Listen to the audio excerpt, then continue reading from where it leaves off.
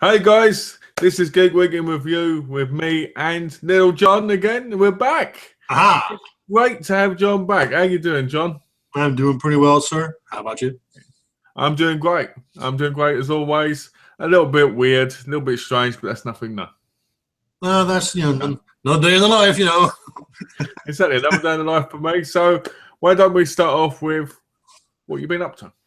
Well, been getting a ton of music like I always do, and of course a lot of classic rock. Some new releases been pretty nice. Started my new music blog that's been doing decently well. Having a lot of fun doing that,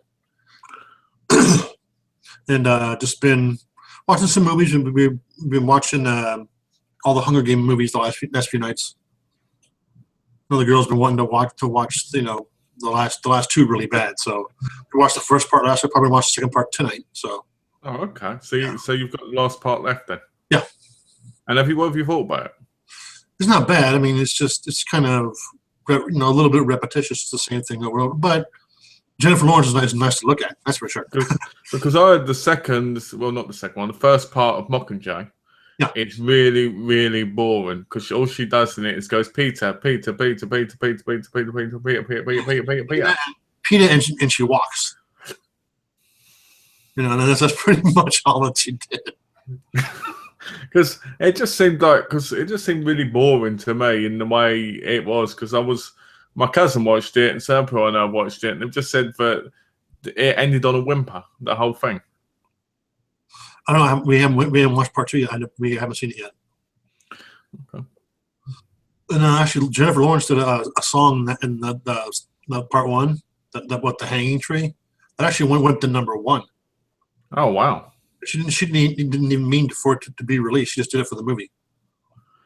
Anyway, now she's the #1. #1 recording artist. That's crazy. Can you imagine that? Yeah. Shit.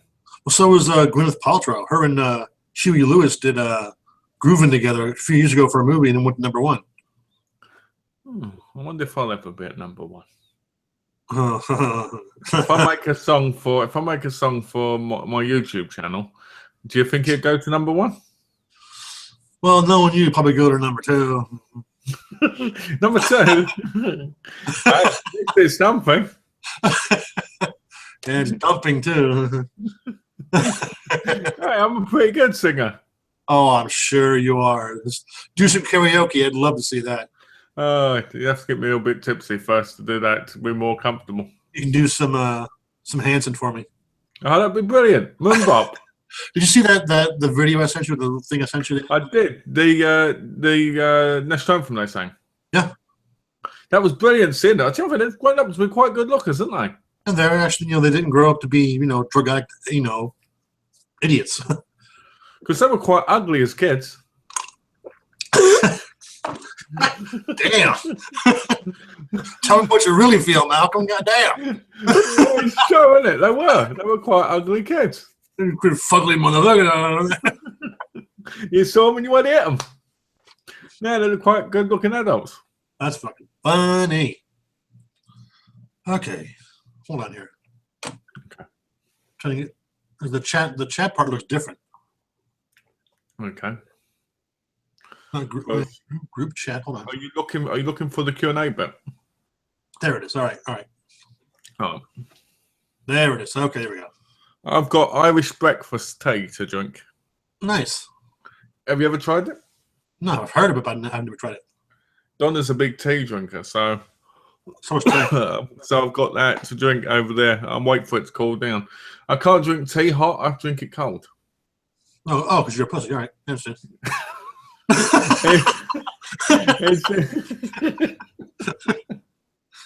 Exactly. I was thinking, but if he says to me, "Do you want an iced tea?" I'd say, "No, I don't want an iced tea. I don't like it." But I like my drink cold. Nice. But if it's a fizzy drink, I like it really hot. You're a bit of a wanker. I'm a wanker.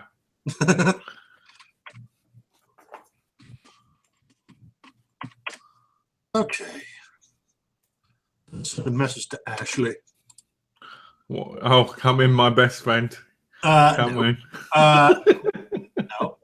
Come in. No. Are you going to let him come and visit you?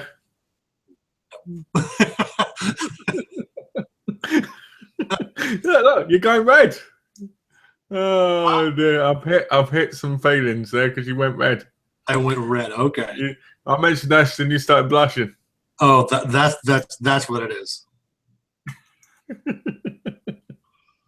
Oh dear. Just because you get warm in the pants region when you talk about them, it's not, you know, you got to take it out on me. No, I saved that for you, John. Oh, okay.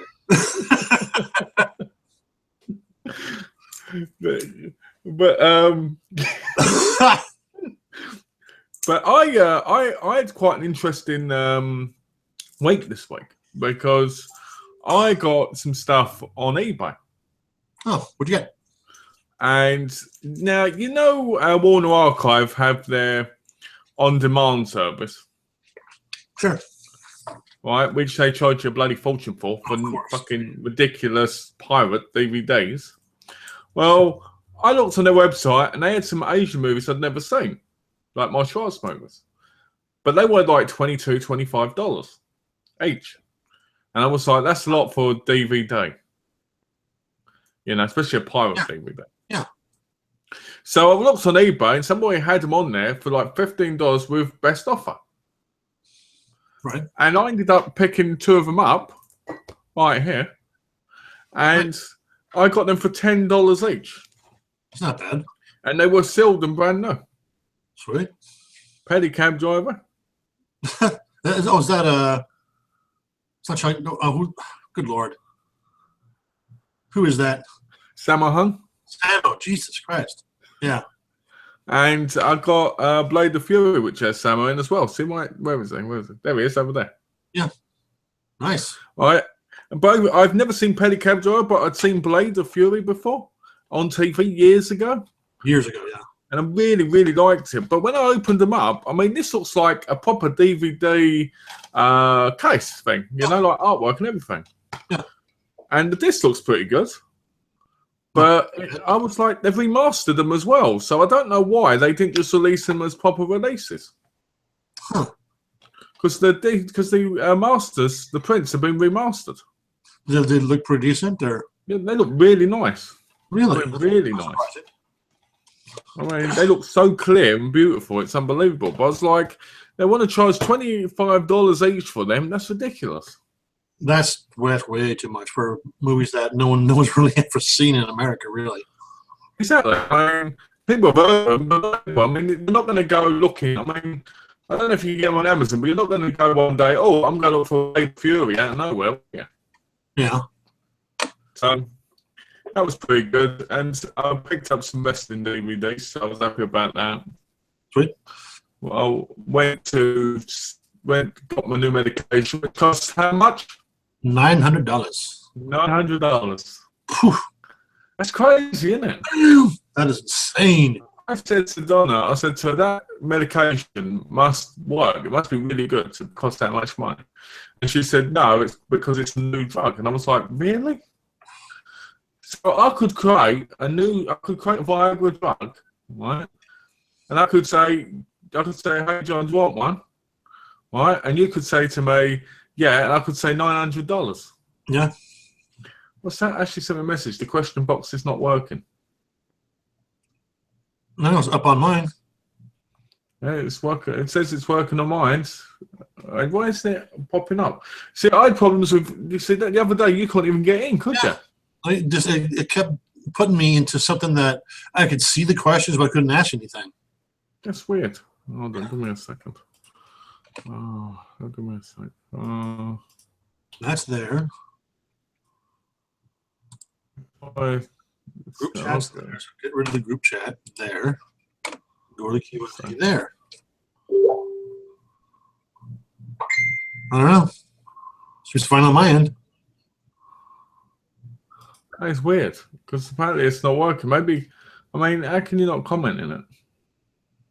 I guess we won't know because we're in the chat, you know? Yeah, unless someone sends us a message, we have no idea. Oh, that's not good. That's not good at all. Yeah. Hopefully it'll work. Maybe it's Ashley's computer too. It could be. Good point. Well, if Ashley's watching, he can send a message to me on Facebook and I'll read it out, the comment. And then we can, what do you call it? Answer from here. Question box, is it appearing up? It's appearing on mine. On my end fine too. So I wasn't crazy on Monday. Yeah, I was a bit weird. I was like, what the hell's going on? Because I was like, how's he not getting in? Because I've never heard that before, you know? Yeah.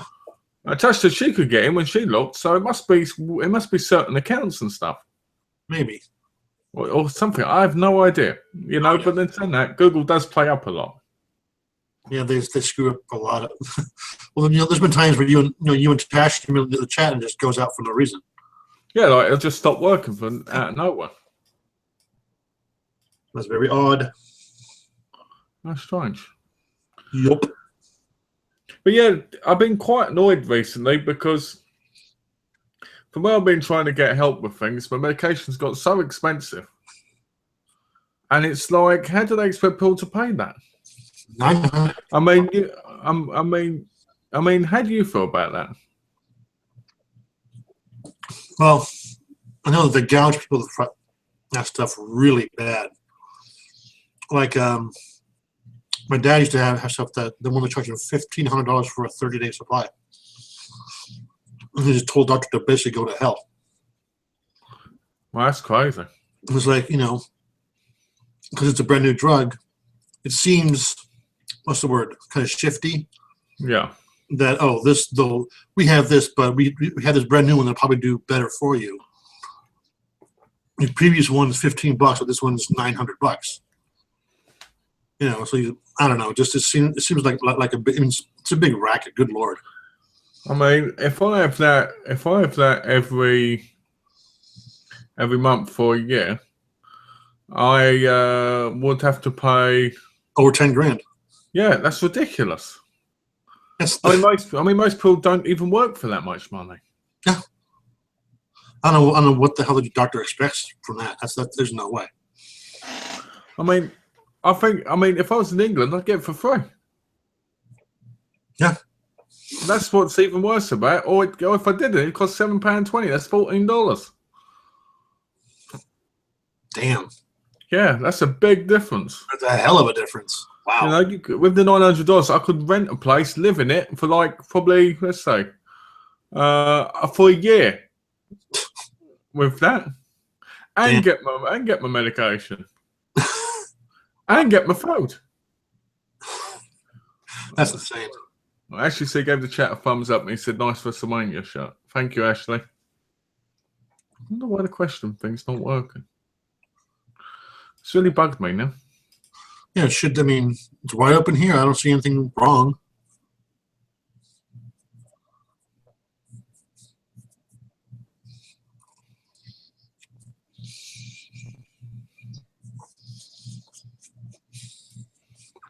That's strange. Oh, well, I guess we'll have to go for it without any comments, other than Ashley's popping up in the corner. That sucks. Ashley, ask some questions on Facebook, and we'll answer them here. Because that seems like the only way for it to work. So, if anybody listening, just do the same thing. If you can send a message to me or Malcolm, go ahead. Send John messages saying John and Ashley sitting in the tree. KISSING. You are so dead. You're so dead. He's blushing again. Now you know when I send you movies and stuff. Yeah. Beware of a virus once in a while. I might throw something your way. You know. Ashley says still not working. It's not. If it's not working, just ask the questions on Facebook because we can answer them there. Like John said, if anybody else is watching, but is he on his phone or on his computer? Because by phone it's a lot harder. Oh, okay, I think it's on his phone. Yeah, by phone it's nearly impossible. Oh, then that might explain it then. Yeah. Try it on your computer if you can. If you're there. His mum might be on the computer, looking at pictures of me.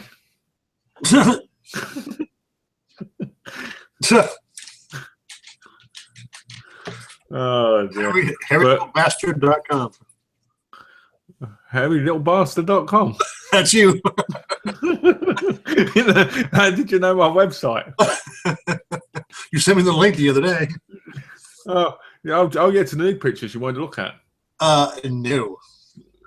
Yeah.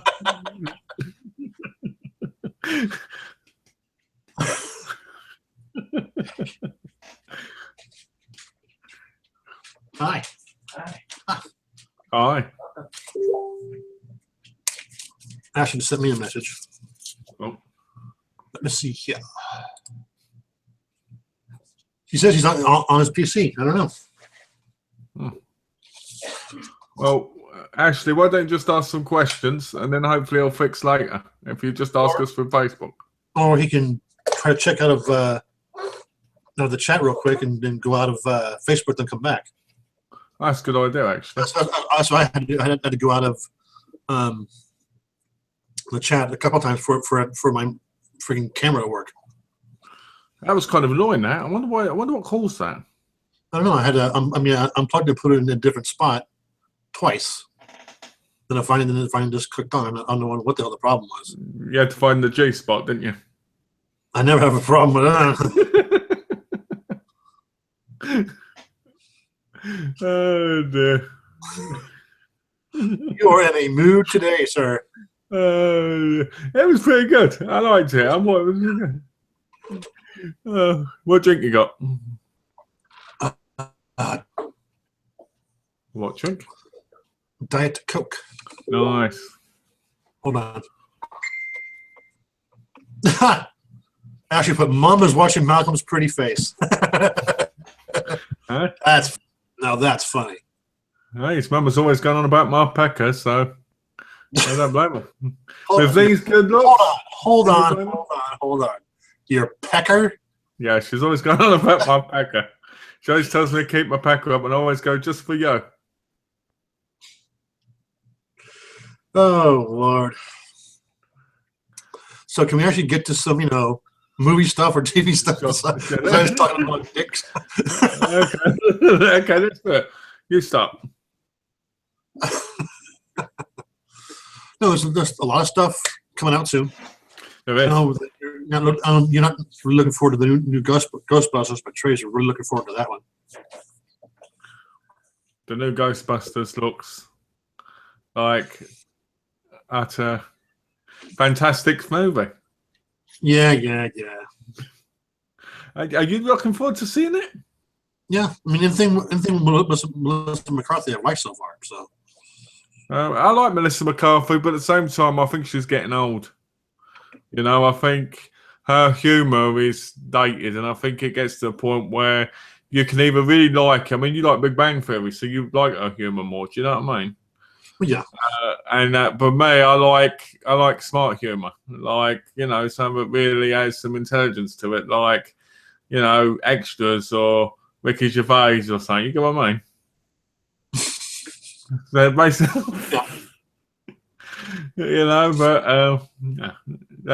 but what I mean, no, in all seriousness, so I think her humour is really, really silly, and I think she did that Boss film, didn't she?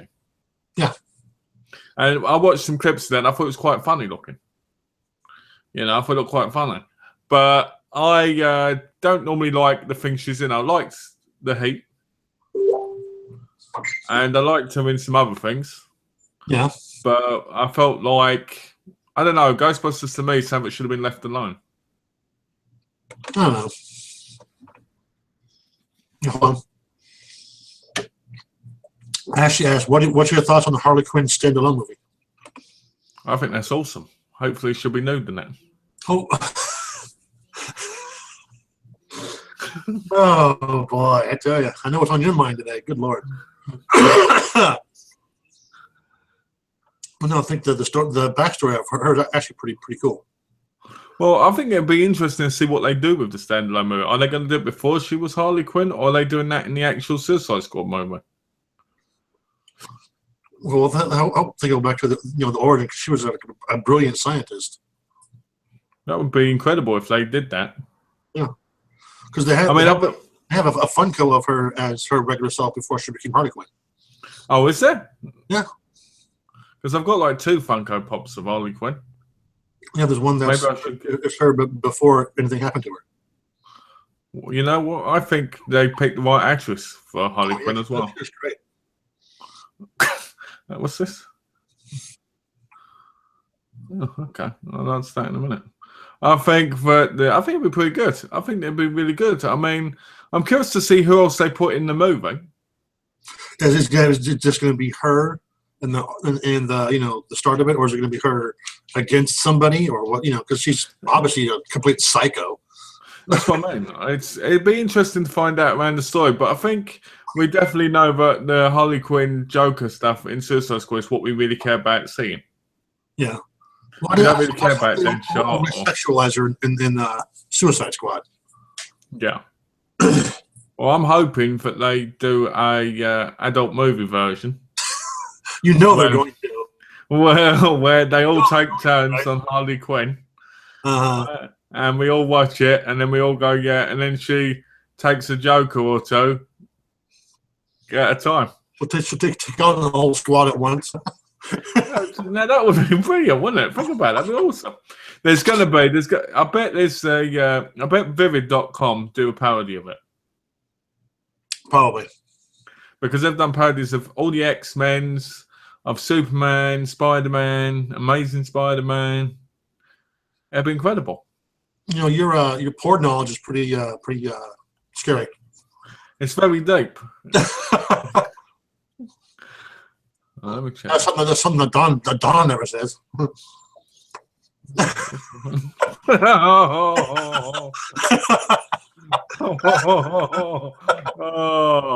was harsh. I told you.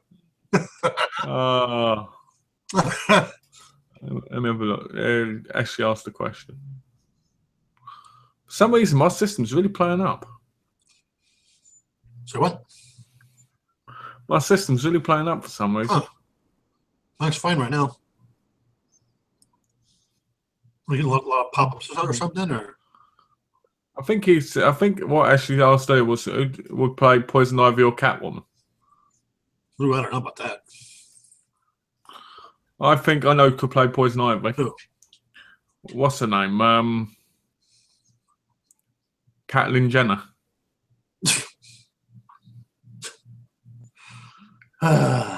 No. No. Well, right, Catwoman then.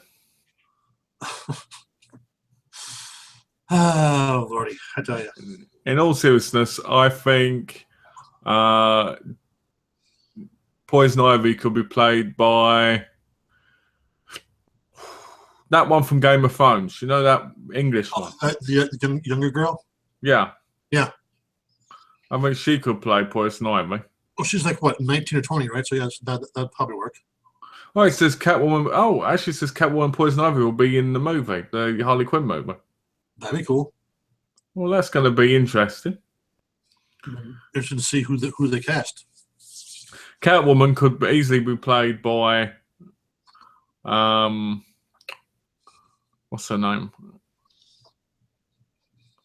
What is her name?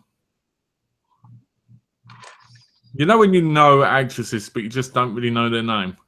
Well, you know the faces and the stuff they've been in, but you can't remember their name.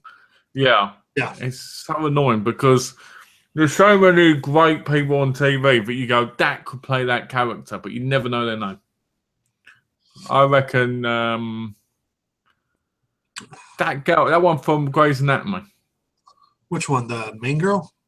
No, the one who's dating Alex Karev. Oh, I wouldn't freaking know that. I never watched that show. Well, she could play Catwoman.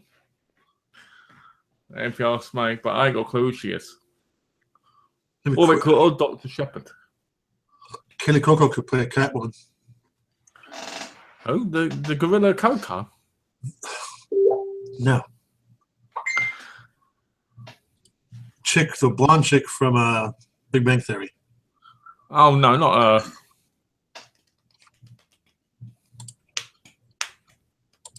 Anybody from Big Bang Theory is a no. Why is that? Worst show in the world, that's why. Worst, yeah. 9 seasons, they've never been out of the top 4. Yeah, okay. Yeah, bad. because the world's full of brain dead morons who watch it, that's why. Mm-hmm. You make $1 million a week? Yes, I do actually. Shit. I do. And if I did make $1 million a week, I'd be laughing. They do. Yeah, but the show's getting cancelled, isn't it? No. Yep.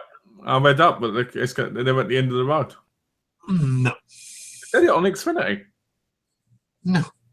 It said the show's possibly going to get cancelled because they've run out of ideas. It's just season 10 might be the last season. What's wrong with that? What was that? One of the stars said season 10 might be the last season. That's all that happened. And that would be good. That would be good if it was. Like Supernatural should end.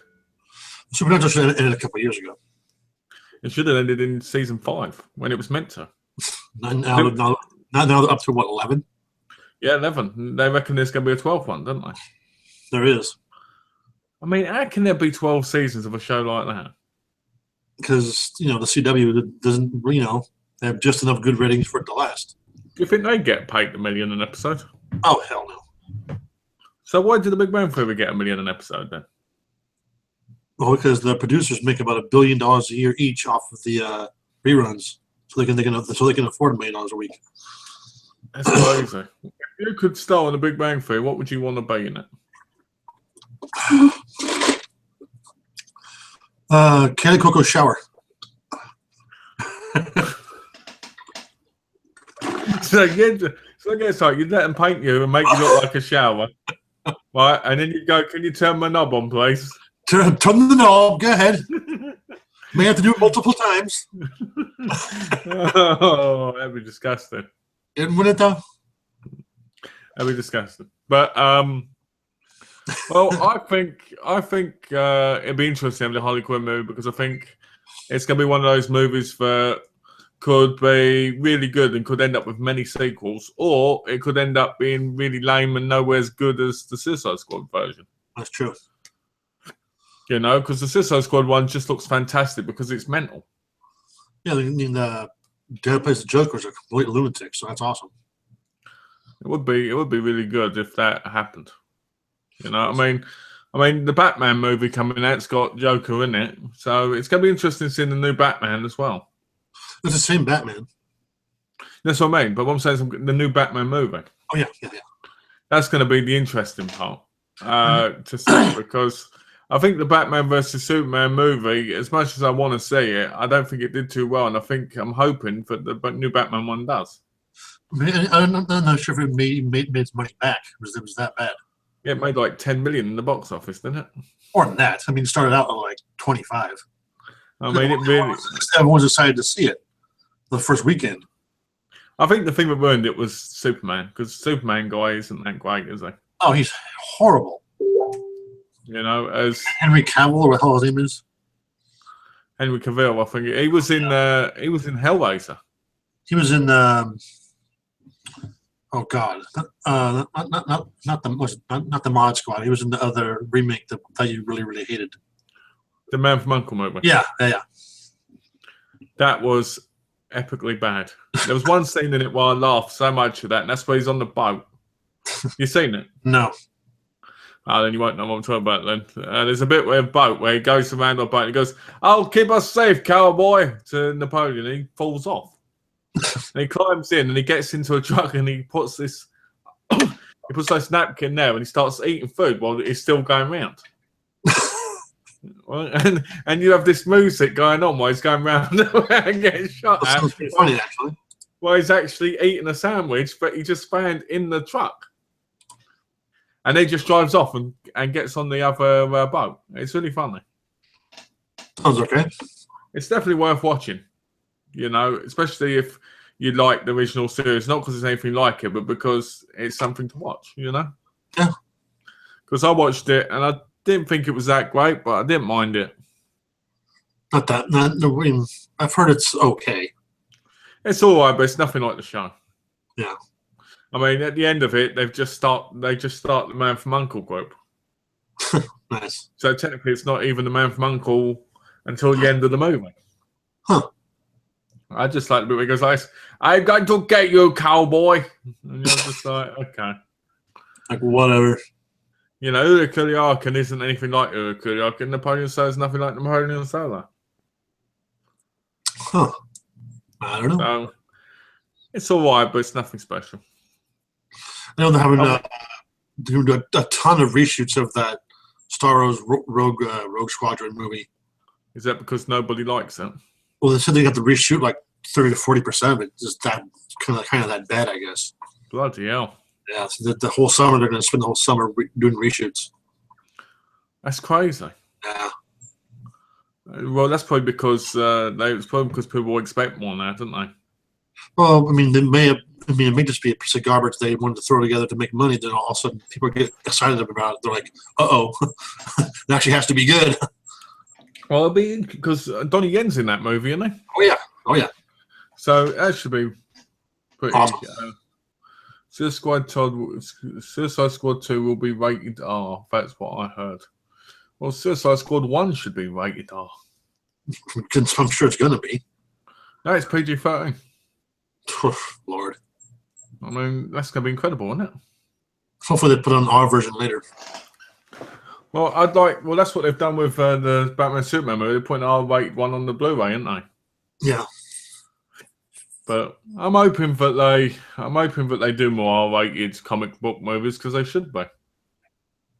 I know it was the anime coming out that people were really excited about was that the new Batman with Killing Joke.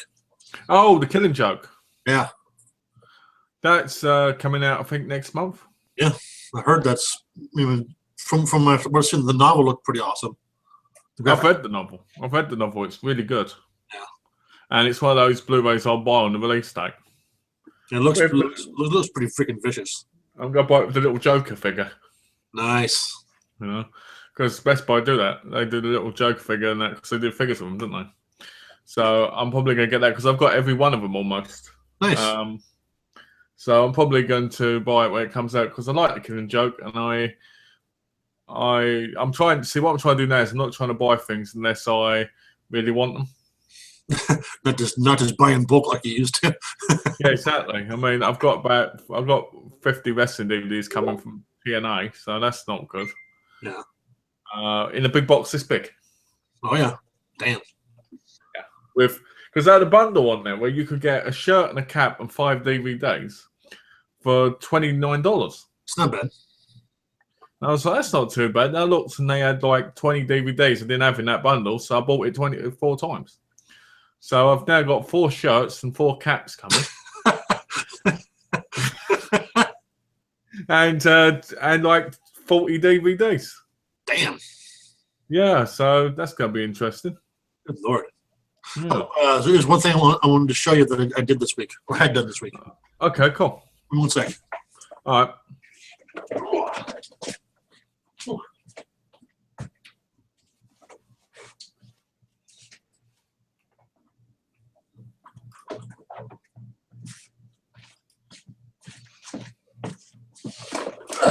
Had my 80 gig iPod modified.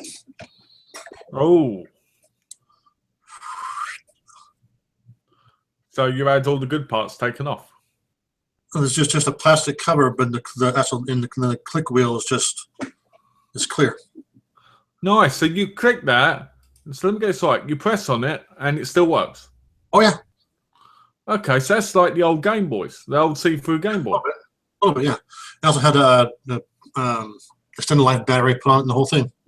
Nice. So basically like a whole new iPod. How long does the battery last? It was double the battery life of the normal iPod battery. So does that mean you can replace a iPad battery as well? You can, yeah. Oh, okay. Because I thought you couldn't. But the thing is, it's very delicate though with the bigger iPads. That's very, very delicate work. That's pretty pricey. Oh, really? Yeah. Because with the old iPods, it's basically 3 clips on each side. Once you get those clips, you can just separate it. Oh, so it's quite easy. Well, if you know what you're doing, you can Oh, yeah. easily damage it if you don't know what the hell you're doing. But once you get it, I mean, I've taken apart quite a few. Okay, so an iPad's a lot harder then. Yeah, just because of the size and that screen is so delicate. I know. And replacing that screen, that's That's some serious cash. Well, sometimes it's easier just to buy a new one. Sometimes, yeah. I mean, unless you're in love with the iPod, there's some sentimental value to it. It'd be better just to buy a new one if you crack the screen. I mean, my dad's got 2 iPads. Yeah. And the batteries on them are both dying really bad. So it's a little bit like, what do I do with it? Do I try and sell it, or do I just try and get me another battery for it? And I said, I don't think you can. Honestly, sell them both and use the money to buy a new one. That's probably that might be what I say to them. Because I mean, and there's a lot of people that'll leave it plugged in and just use it right there. Does it make a difference if you have it plugged in all the time, or what do you call it? Like, will it keep the battery from draining so quickly, or is it better to? It's better for it to unplug it when it's full. Because if you keep it plugged in, it'll drain the battery even faster. Oh, okay. Because it's constantly, it's rising and it's dropping. It's rising and dropping instead of just going down and coming back up. Oh, okay. So that's part of the reason why sometimes batteries don't last in iPads. What about iPhones? Could you change the battery in the iPhone? Yeah, that's easy. Oh, okay. Yeah. Again, not nearly as delicate at all. Okay, because I always thought they were irreplaceable. Oh no, there's people doing that stuff all over the place now. Okay, that's good. The place I had that modified, it's iPod, CPR doctor, and he does all of them, from the first generation iPod to any iPod Mini or the Air or anything. Hold on, did you say did CPR on your iPod? That's what the store is called. They're sketching. Hey, Tash. Battery life is rubbish now for most tech, but then nothing's made to last, so that you'll spend more money on a new one. Well, Tash is commenting. Yeah, Tash worked fine. I don't know. Well, we were hoping you were going to join us, Tash, like live. But you mean, I'm not sure about as far as purposely putting bad batteries or batteries that drain fast. Yeah. I mean, the thing depends on usage and how you charge it. Yeah. Because if you drain all the way down to 3/4, then you charge it for like 10 minutes. You keep partially charging it and then dropping it, and then that's going to drain the battery. Yeah. That's something to do with they always tell for iPods or iPad or anything. The first time you get it, let it drain all the way down, then recharge it full. Then the battery knows that's the limit. Oh, okay. I never thought about that. Then if you go halfway, then drain it 25%. You go back to half, and you keep then the batteries eventually just die out faster. Because my when I had my iPhone, I used to just wait for it to go low and then just start charging it up. Yeah, I mean, I wait till like 5% on my iPad Mini. I wait to normally about 2-3%, and then I would raise it up again. That's smart. Yeah. Yeah, because I think if you do it after the thing, then obviously it's going to affect it more, isn't it? Yeah, if you start charging at like 20%, and you want to go to like 70, then the battery's going to screw up. You can't link to the Q&A on YouTube, but I had to turn to the dark side. My way around Google Plus before I could get it. Turn to the dark side. To the dark side. At least you got in there, Tash. That's good. You sure you don't want to pop in? We'd love to have you. John would love to have you. You heard it yourself. Stop it. I said we. I didn't say me. I said we. It's a Harley Quinn parody coming out soon. Love to have you there, Tash. Love to have you. I've got actually some messages going, it's weird it's not working for him. It was working on Monday. I think it just works off and on for different people because it didn't work for you, did it, on Monday? So yeah, it's just whatever. There's some glitch somewhere or something. Maybe it is. Then we go to the Google thing. Maybe. You can try to go through Hangouts or Google Plus. Yeah, best thing to do. It's not hard to navigate, so just go ahead and try it. Hold on 1 second. Okay. I've been collecting iPods the last few weeks too. Oh yeah, you've got 12, and yes, so far. 12 friggin' iPods right now. What's your next one? I want to start buying different generation nanos, the little shorter ones. So let me ask you this: what's the point in buying different generation iPods? Honestly, just for the fun of it. I mean, I have a 160 iPod I could probably sell for $5,000. Oh wow! You know, the 160s are like super high demand, especially the first generation ones. And that's one I have. I might pop in a little while, but really not in good headspace right now. I don't want to take up your guys' awesome time together. Oh, don't be like that. It'd be great having you, and you're always welcome. Oh, it'd be an awesome time if you're in the chat with us. Yeah, and all three of us. Yeah, and also since all three of us are chatted together, so it'd be great. Yeah, it'd be even better, and it'd be good because it'll cheer us all up as well because we can all have a good laugh together. Exactly. Come on in, Tash. Get in. Come on. It'd be good for you probably as well. Yeah. I know it's good for me when I get to, But I'm losing track. See, a woman comes in the chat and I lose track. The other head starts taking over. You start going somewhere in a different direction. I don't know. But what were we talking about before? Oh, I just showed you the iPod. That's right. You were telling me what the point was of having the different ones. No, I mean honestly, just having I just like having the iPods.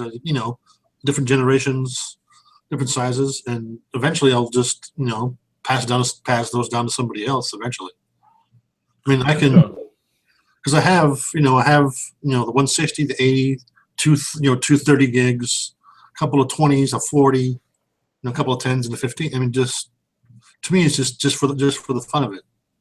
Yeah, and they all work. It's incredible when you think about how different they are, but how similar they are as well. Yeah.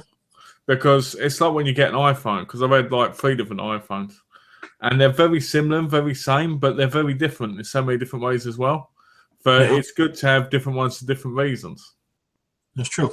I mean, the 80 I had modified. That's the first iPod I ever got from Trey. Yeah. First iPod I ever owned. That's why if I wanted to modify it, I wanted to make sure it was done right.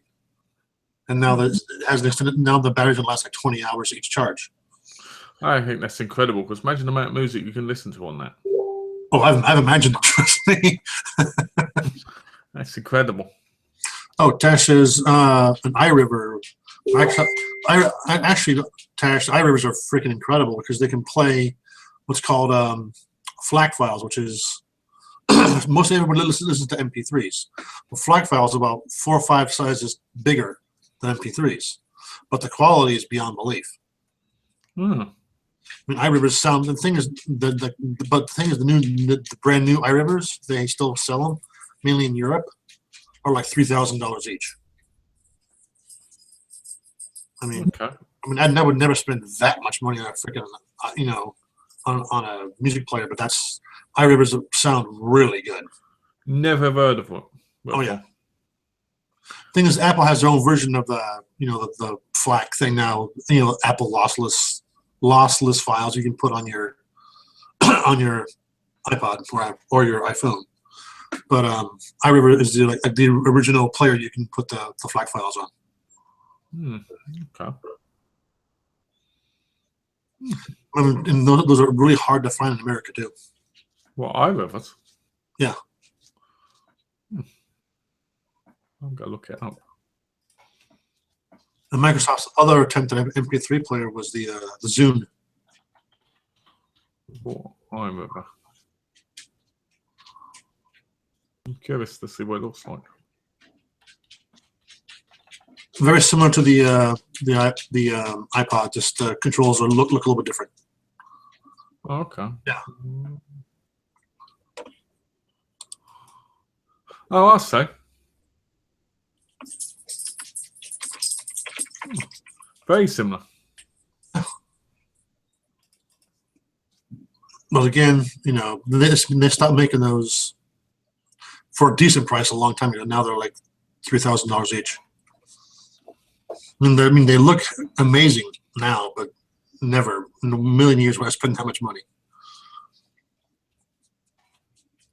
It's a bit of a crazy price. You get like a 16 gig, it's like $5,000.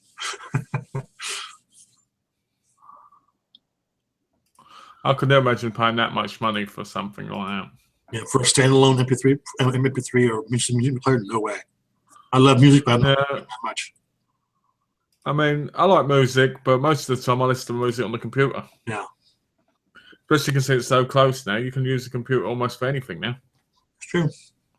You know, so most of the time I listen to it officially on YouTube because I can watch the music videos. The music videos, in my view, sort of make the song better. Sometimes, yeah. That's for the people with simple minds like me. You need a video to listen to the music. You know? Hey, you said that. I didn't say that. Hey, it's true though. You know? Sometimes I don't know. I've always liked when you see music videos that people make of like TV shows. Now sometimes the music really makes the thing better, or the video for me. Oh, definitely. Because it has more of a meaning. Yeah. So I like watching my stuff more on a computer or on an iPad or something because of that. Well, sometimes people make videos that have absolutely nothing to do with the song. Exactly. I mean, there's some I've seen out there which have just been horrendous. Yeah. Like Tom Petty put out the video. Remember that song, "You Got Lucky"? Yeah. Well, the video is, you know, him and his bandmates in an old arcade. What the hell does it have to do with getting lucky in love? Nothing. Hey, you get lucky winning an arcade and falling in love. I don't know. Some people have really weird ideas for their videos. You know, I do. I mean, I like a lot of them. I mean, I liked Nickelback's "Hero" to Spider-Man. Oh yeah, I thought that was pretty good. I liked a lot of Linkin Park ones. Yeah, I liked a lot of Evanescence. Daughtry's one for "Waiting for Superman." I like that. The video is really cool. I like a lot of 50 Cent as well. That sounds ridiculous. Do you know that? I hate rap, but I like 50 Cent. I just cannot see that. That's funny. Like, I don't like R&B that much, but I like Flow Rider. It's really weird, isn't it? Oh, really? Yeah. I like nearly all his songs. I can listen to all his albums easily. I'd be too busy puking. Hey, what? Because it's real music. That's not real music. It is real music. Garbage. How can you not like Candy Shop from 50 Cent? That's good music. No. It is. It's just we have a difference of opinion. That's all. You want to listen to people that just scream and yell down the microphone like ah. You mean people actually write their own music and don't use samples and play instruments and or go to the studio for a year to make sure an album's right? 50 Cent can play an instrument. He plays the tangerine. No, 50 Cent's too busy making movies now. Actually said butcher shop because I always sing the candy shop with butcher shop. So instead of going, name of the song, you big fan. Instead of candy shop, I was going to go take you to the butcher shop. Where I'm going to feed you a pork chop. Well, I'm going to give you a bit of what I got. You know. I hate rap like Eminem. You know, I don't like Eminem that much. That was some tash. I saw that, yeah. I don't like Eminem either, to be honest. And to be honest with you, I'm not really into rap that much, but for some reason, I like 50 Cent. I don't know why, but I just do. It's one of those things where if you said to me, what do you like about him? I couldn't tell you. I guess it's because I grew up in school listening to it with some friends I had at the time. Yeah. Probably, more than anything. Well, the stuff you listened to in high school is pretty much stuff that's going to stay with you forever. Yeah, exactly. I mean, the Flow Rider stuff was around the same time for me, and then I started listening to it more, you know? So, yeah, I guess in a way it's more because of my school, not more because I like it, but more because it gives me memories. Yeah. I mean, I still listen to all the old 80s stuff. I love that stuff, you know? I used to like all that stuff. I used to like Kevin Little. Have you ever heard of Kevin Little? Kevin Little, no. Yeah, he brought out one song which was called "Turn Me On." Right? Right. And I used to sing that song all the time in front of my grandparents. In front of your parents. I used to put the song on and I used to sing around and dance with it. Oh, guess who's here? I am your father. Hey! Hello, Luke. Hey, Luke, what's up? How's it going? Yeah, but I used to sing it all the time in front of my grandma and that. And now I feel about how embarrassing it's like. You're brilliant. But the guy flopped badly. He never did another full-on song. Really? I think he had like one album and that was it. Damn. That's when you know your shit's bad. It is, and it was a pretty good song though. It was very catchy. There was 2 different music videos of it. 2 different ones? Yeah, and I think one was in his home country, and one was like an American-made one. I think. Okay, so is he a Latin artist, or is he just? I think he was Jamaican. I think. Huh. Well, maybe he went back to Jamaica and just stayed, popular there. That's happened. It's possible. I mean, it could be. I think it was Jamaican because I always get the flags mixed up. So, well, it could be. Could be. Could be. Never knew. Rap died along with Biggie and Tupac. I hated Tupac. Tupac? Oh, when I was in school, I used to call him Tupac. Tupac. That's what I used to call him. Tupac. Yeah, but Tupac was more of a poet than actual. His lyrics were, when he wasn't talking about, bitches and all the stuff he actually sang about, is actually pretty good, I thought. He got shot, didn't he? Oh, yeah, on the Vegas Strip. He got shot while eating Cheez-Its. That I don't know. From Mr. T. Seriously, I saw a video, an animated video, where he pissed off Mr. T, right? And Hammock pulled up in the truck, right? He mowed him down while he was eating Cheez-Its, and he had them all over his fingers. And he went, "Get out of here, Hammock," and he drove off. I'll have to send you the link to watch that. Yes, you do. Because that was brilliant. Back in the day, I laughed at that constantly. Yeah, Biggie was pretty awesome though. Biggie Smalls, he was amazing. Oh, what was that other guy? That guy Pun. Oh, Big Pun. That's it, Big Pun. Do you remember that song? I'm not a player, just hump a lot. Do you remember that? Oh yeah, I'm not a player, I just crush a lot. Yeah. I love that song when it originally came on. That was brilliant. I'm not a player, just hump a lot. I mean, I used to look at him and think to myself, really? Because he died young and old, didn't he? Well, he died from he had a heart attack. He was like 430 pounds. He was huge. I don't know. It feels like the inspirators. It seems like the people that inspire people to do things, in a lot of cases, have died younger. Yeah, that's right. They say only the good die young. I never agreed with that, but that's what the people say. Big L was not bad also. Big L? I don't know who Big L is. I love these names. Big L, Big C. Oh, Big Pun, Big this, Big D. Why isn't it not had Big D yet? Oh, I'm sure there's some of them that uses that already. Actually, Trey came across this really funny thing on Facebook. So if you ever feel bad about yourself, just remember there's somebody in your town trying to make it as a rapper. Like, yeah, I mean, that's actually true. No, it's actually probably really true, actually. Like yourself, you want to become a big musician, didn't you? Nope. Why wouldn't you want to become a musician? If you love it so much, why not? I wanted to be a football player. But why don't you want to be a musician? There's too much travel involved.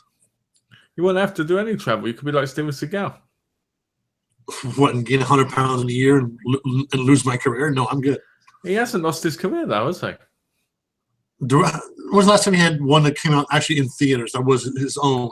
Let's have a look. His latest one came out in the cinema. Oh, crap. It was in selected cinemas. What, in his hometown? That's pretty much it. Oh, Ashley's here. Hiya. Actually, Yeah, it's working. It's finally in. I wonder what was stopping him from coming in. I don't know. Hey.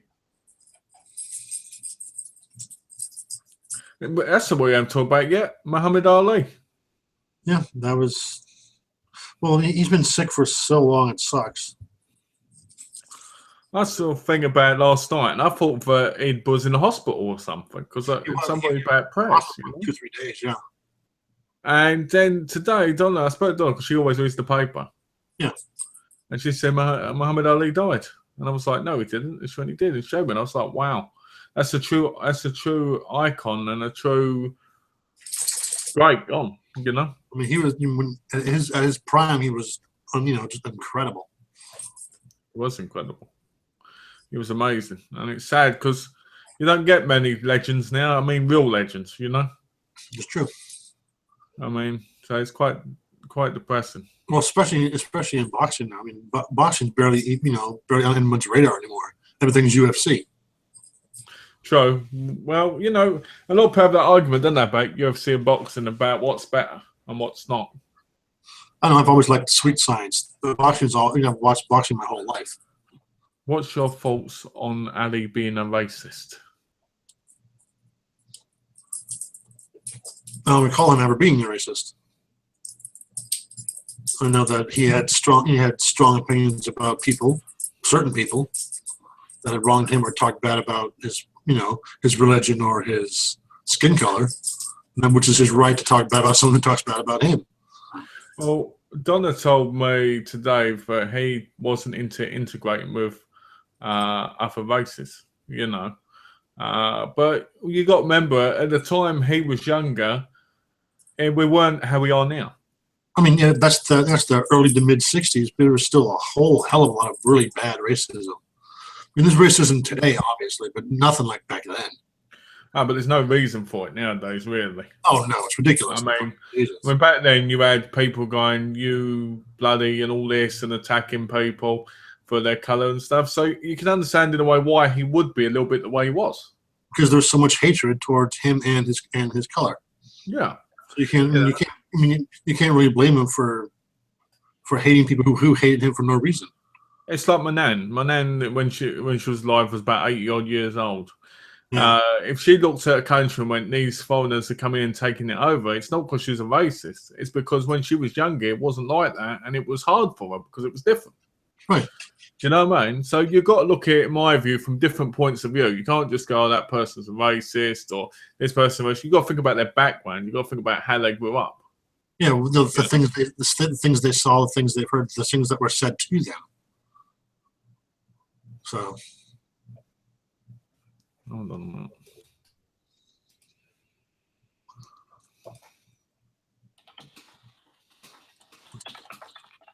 I don't know. I should put rap. I don't know why he put rap.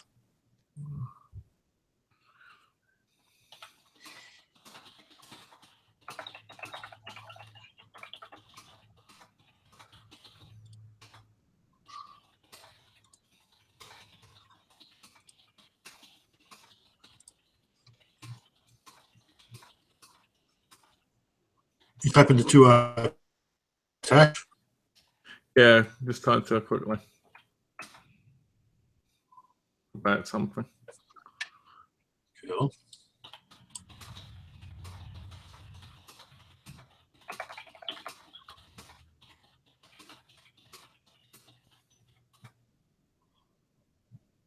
Yeah, actually, I mean, Muhammad Ali, is a legend without a doubt. I mean, granted, he did cheat on his wives a few times, but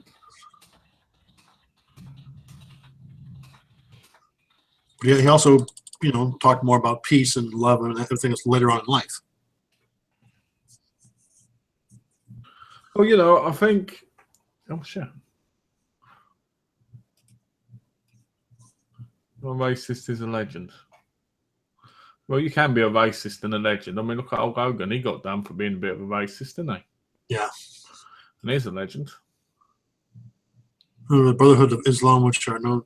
Yeah, but not everyone who was the Nation of Islam is, is a racist or a horrible person. Well, you could say that about anyone. Though. You could blame a Muslim for being an extremist, but they're not. You can blame a Christian for being an extremist too. Exactly. You can blame a Catholic for being. You can blame anybody. I could blame John right now because say you're an extremist, John, because of your thoughts on something. Doesn't mean he is. It just means my view is different to his.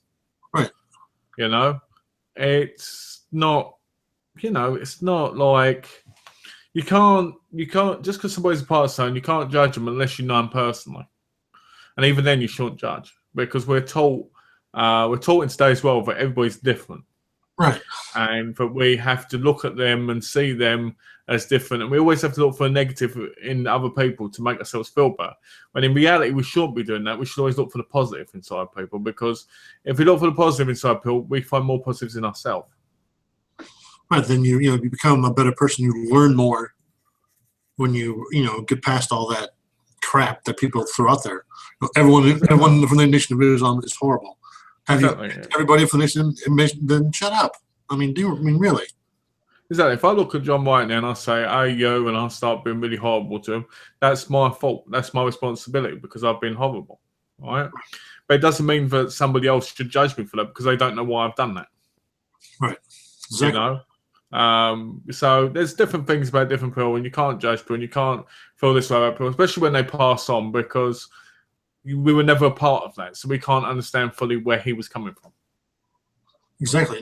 Just unless you, like you said, unless you knew him personally and you knew his real views, when all the cameras were off and everything else was away from him, how was he as an actual person? Exactly. What's this? Creed was an amazing movie. Everyone is different. People judge people too much nowadays. That's the matter. Yeah. And Creed was awesome. I love Creed. Yeah, I've still got to watch that.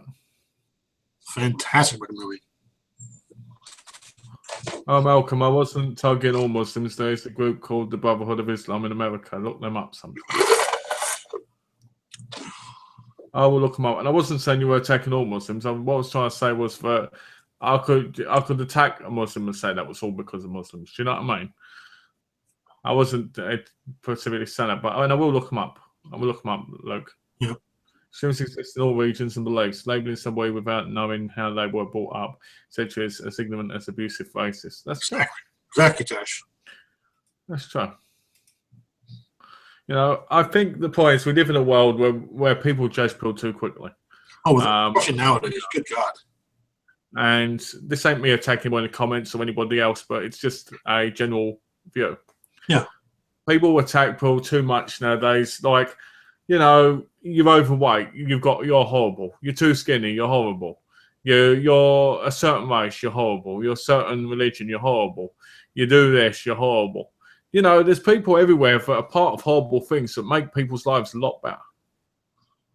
I've seen people like Yahoo or whatever talk about Trump and all this other garbage, all this presidential campaign. It's like, oh, I used to think he was a good person, but then I found out he's voting for so and so. How does that make that person a bad person? Well, it makes them a bad person because people think that that's terrible. Like if I said right now, if I went, hey, I'm going to vote for Trump, people would go, what a horrible, stupid idiot. Like there was a thing. Apparently, who's the director of Ghostbusters? Paul Feig? Yeah. You see? Apparently, he said in a interview that people who don't watch Ghostbusters, Donald Trump supporters. That's what he said in an interview. But people wouldn't watch it. What's that? And you just sit there going, really? Is this really what we're coming to? Dumb. Have not watched season 2 of Daredevil yet. That's what I think it was from Luke. Yeah. And the Punisher standalone show should be awesome. You know what? I still haven't watched it. I need to get around to watching it. I think because it's on Netflix and because I can watch it any time, I think I'll leave it. Yeah, I'll get to it next time. Yeah, but I have started watching Slasher. Slasher. Have you heard of Slasher? Uh-uh. I'm surprised Ashley hasn't told you about it. Huh. It's basically, you remember the Scream TV series? Sure. It's a lot like that, except it's more adult. Like, for instance, they're not teenagers being chased around and being killed. They're adults. They've got real lives. Okay. I watched the first episode and half of the second one, and it's incredible. It's got that whole slasher look to it. People getting their arms and legs cut off. And now, is it a guy in a costume doing all the slashing, or just a serial killer? it's a guy in a costume. He chases after people and that. And he wears like this hood thing. It's very weird. He has like this thing with this bit up here, which makes him look like he's wearing a potato sack. Interesting. Slasher. But it's really good. You should definitely check it out. It's on Netflix? Yeah, it's on Netflix. Okay. That sounds interesting. It's only 8 episodes. Okay. What's this? Brotherhood of Islam does not equate to people who follow the Islamic faith in the same way as the Westboro Baptist Church do not represent people of the Christian faith. Again, that's a very, very good point there, Tash. So that's why you should be on here with us. You have all these great points of view. You got to get on here. You need to be in here with us. We're begging you now. Please. Come on, Tash, man. Come on, man. Do you think social media has played a bad thing or a good thing? I think it's a bad thing. What was that? Do you think social media has played a bad thing or a good thing? Well, I think it depends on the person too. I mean, if you're gonna put your personal life out there on social media, that's your own damn fault. I think personally that social media is a bad thing. I think you end up with people becoming real scummy and real sleazy. Oh yeah. You know? And I think it's took away from what humanity is. I mean, if tomorrow somebody in my family died, most people would not bother calling me. They'd just go, sorry for your loss on Facebook. You know, there's none that human interaction as much anymore. People don't care as much because they can just put it on Facebook or they can just leave it on Facebook. Aha! Hold on. Hey! It's the woman in yellow. Yeah.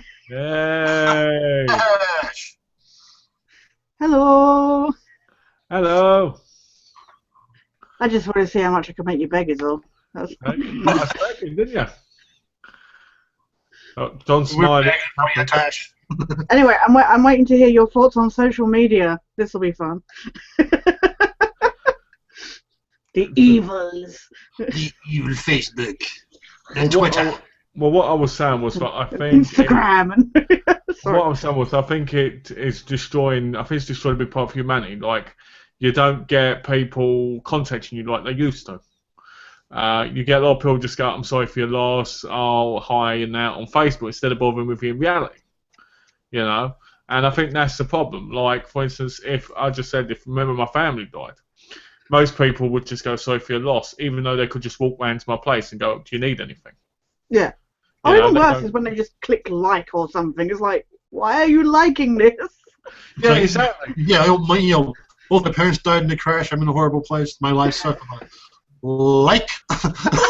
My life sucks. I'm going to commit suicide tonight. Like. Exactly. And that's where people think that their involvement ends. You know, it's like, oh, we didn't know what to say, so we just thought we'd like it. It's like. Well, that's what. Think about it before you do it. Well, that's why I think they changed it with those new face things, yeah. like crying and that. Which, to be honest with you, when people put crying, to sound like that, I think it was more patronising than anything. If I said, "Oh, my life's utter shit," someone put a crying face, I'd be like, I'd send a message saying, "Fuck you." You know what I mean? Because you know it's horrible, isn't it? There is something patronising about it. I would rather somebody leave a message, but not like you say, go, "Oh, I'm sorry to hear that." I'd rather somebody actually give a decent response, you know. Oh, that's me in trouble then. I'm always the first to say sorry to hear that. It's because you're a wanker, that's why. How did you know I was wanking? He's a king of dickish manoeuvres, that's what it is. There you go. Oh, say dickish manoeuvres. Say Dash loves to mention my dickish manoeuvres. So there's your brand new nickname. What, dickish manoeuvres? Maneuvers. On Steam, when you add friends, you can actually go, like, give them a nickname, write a nickname that it comes up with. And so on my one, it goes Malcolm, King of Dickish Maneuvers, Harvey. Oh, I'm using that one. I'm using that one for sure. Well, we've got some questions here. Do you know they made Do you know they have remade the existing TV series? Yeah, I saw that, and it looked utter garbage. It looked like crap. Did you know about it, Tash? No. Yeah, it's like the Omen one. Yeah. Oh. You know, which Are you is that awful. desperate for stuff on TV at the moment? It does seem that way. Do you think social media have read that one? Also, the new one, Preacher, looks like it's just, they're hardly even trying anymore. It seems like. Well, Ashley says, "Welcome, Tash." Hi, Ashley. Can I quickly add on to what you guys were saying about Daredevil? Oh, sure. Because I haven't seen season 2 yet. I have every intention of sitting and watching, but I actually haven't opened Netflix for quite some time now. I started watching season 2 of Better Call Saul and haven't even watched past episode 1 yet. But what I was going to say is, what do both of you think of John Bernthal as the Punisher, Shane from The Walking Dead? From what I've seen, I think he looks pretty good. I'm glad he's probably going to have his own show. Yeah. He is. It's been commissioned for its own series. Cool. I think personally, I think it's the wrong guy. I Really? think you need a big guy. I think you need a big guy like Dolph Lundgren. Like a big guy. He's not very like tall or butch. When I think of the Punisher, I think of somebody like heavy built, in that kind of Rob Liefeld kind of big body. Whenever you read Punisher comic books, he's this big guy that towers over people. True. And he's the type of guy that can grab all someone's face and just smash it into a wall. And I feel like with him, the movie, the guy that they found wasn't all that big either. Yeah, and that ruined the movie too, in my view. Who was that guy in Sin City who played the boxer guy? Not Nick Nolte. Mickey Rourke. That's it, Mickey Rourke. Yeah. That kind of, what he looks like in Sin City kind of thing. That would have worked as well. Because that's the type of person you see as the Punisher. But I don't feel like he is. But in saying that, I haven't fully watched him as the Punisher, so it might work. I need to really see it. And to be honest with you, I think he's a good actor. I just think for someone bigger should have been the role. And it's like everything you could say about nearly every show, like Jack Reacher. Jack Reacher, this movie, was supposed to be a bigger guy, but they're Tom Cruise, and it worked. Yeah. So, I don't know. I have to fully give it a chance. But you reckon yes, though, John? Absolutely. Yeah. Without a doubt. I've watched some clips on YouTube, and it seems fine to me. Yeah, he could be a little more muscular, but who knows? Before they start shooting the new one, they could bulk up 20 pounds of muscle and be perfect for it. Yeah. I enjoy him in other stuff. I enjoyed him in that the cop one. Like, it was originally called L.A. Noire. I can't remember what it ended up called. Magic City? No, crap. It was originally going to be called L.A. Noire, and it was all like, L.A. Confidential. Are you talking about that gangster one? Yeah. Because I've got it. I've actually got it downloaded somewhere. I can't remember what it was called. I actually watched it because I asked him when I met him. I asked him if there was going to be any more, and he said no, they weren't doing any more. So, but I enjoyed him in that. So, I'm looking forward to watching Daredevil season 2 though. Mob City? That's the one. Yes. Heard of it, but I've never watched it. Have you not? It's good. I've got downloads of it, but I've never seen it. Cool. So by the way, John, Nelson, ancient the river. There you go. The river. Yeah. But even more disturbing, but this is one of the original ones. So. What's the size of it? Is it like an 8 gig or? 20 gig, I think. Nice. But this was like $50. I paid about £80 for it. But the slider doesn't work anymore. The last time I used it, it didn't work. So. That's similar to the Creative Zen I used to have. It's nice hand sized, but it's certainly not as thin as this iPod. Well, yeah, there's a bit of a difference, yeah. The battery in the river is huge. but a nice lit screen it had for its time. I just wanted to show that quickly. Sorry. Does it still work? It needs charging. As far as I know, it still works. But it does have a superior sound. Get it fixed, and you could sell it for a fortune. I actually tried looking to see if I could get it replaced on eBay, and they're selling quite cheap, actually. So. See, there's better iRibbers on in your country than around here. Trust me. Yeah, well, like you say, $3,000 is a bit extortionate though for an iPlayer. Standalone player. Are you nuts? Yeah, like as Malcolm was saying, I'd rather just put my computer on. Thanks very much, or Seriously, I'll spend my $3,000 somewhere else. I'm good. Yeah. I'll spend $3,000 on a whole room, soundproofing my room and just having a big hi-fi system. You mean you can buy a great system? My God. I have a whole recording studio for that. Pretty much. Go to Guitar Center. I want that, and that, and you're all good. Will any of you be watching Luke Cage? Didn't know they were making it. I think the problem is Netflix is making all these superhero shows now. Yeah. And to me, that's a bit. I haven't even watched Jessica Jones yet. I watched half of an episode and it seemed quite good. I've heard good things about Jessica Jones. I haven't watched a single episode though. I'm gutted Agent Carter's been cancelled. Although the star of it, she's trying to get it to a different network. Oh, really? Is she? Because I thought she'd moved on to better and greater things. No, they've been contacting other networks trying to get it to save the show. Apparently, Mads Mikkelsen has said that he reckons Hannibal's going to be coming back. Ooh, that would be awesome. He says there's more to tell, so I think they're totally up for it. Sorry, John. No, Hannibal's had two seasons, right? Or just one? 3. 3. Okay. I miss the gruesome violence of Hannibal. You psychotic bastard. I want him to go up to a river and have someone's eye and go, look, I've got an eye river. Oh,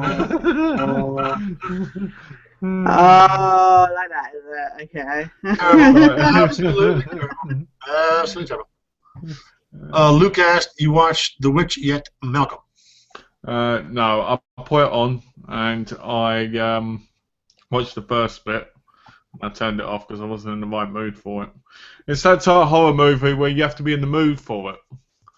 Because it's all about well, I don't want to ruin it, but because of what it's about, it's like I can't just sit back and relax. I need to focus on it and watch it. You can't get the full feel of it. And if I'm not in the mood to watch something like that, if I watch a slasher, I know all I've got to do is think, oh, someone's going around killing people. But if I'm watching something like that, there's more depth to it because you've got to get to know the characters more.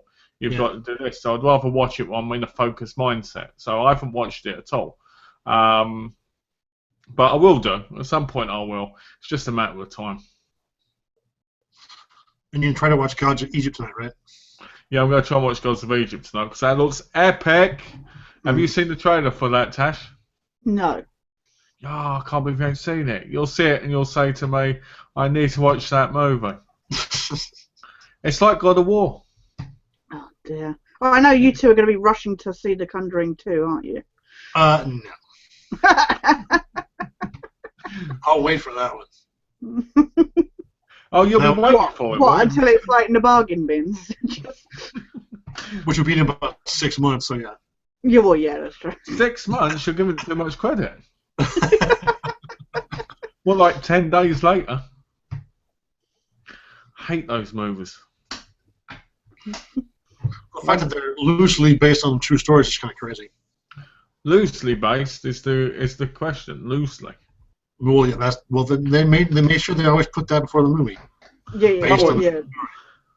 I watched one movie and it said, what was it? It said this is based on true events, and it's about a guy who dresses up as a clown and turns into like this zombie flying insect, and you're like, how the hell was that happened? Where's the reality in all this? Exactly. I love it when they use the term inspired by actual events. What they mean I love that is, one too, yeah. Inspired. somebody got knocked on the ass by a closing door, spring-loaded door, and that is the basis that they then build a whole movie around. 2.5 hours of, oh my God. It was an actual event.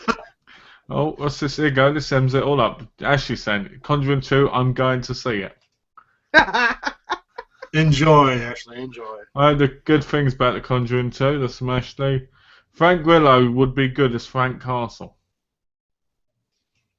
He'd be alright, actually. It wouldn't be too bad, but I don't think he's the right person for it, but I think he's more in the range. At least The Conjuring 2 will have one person in its audience, I guess. Maybe two. If James leaves the house.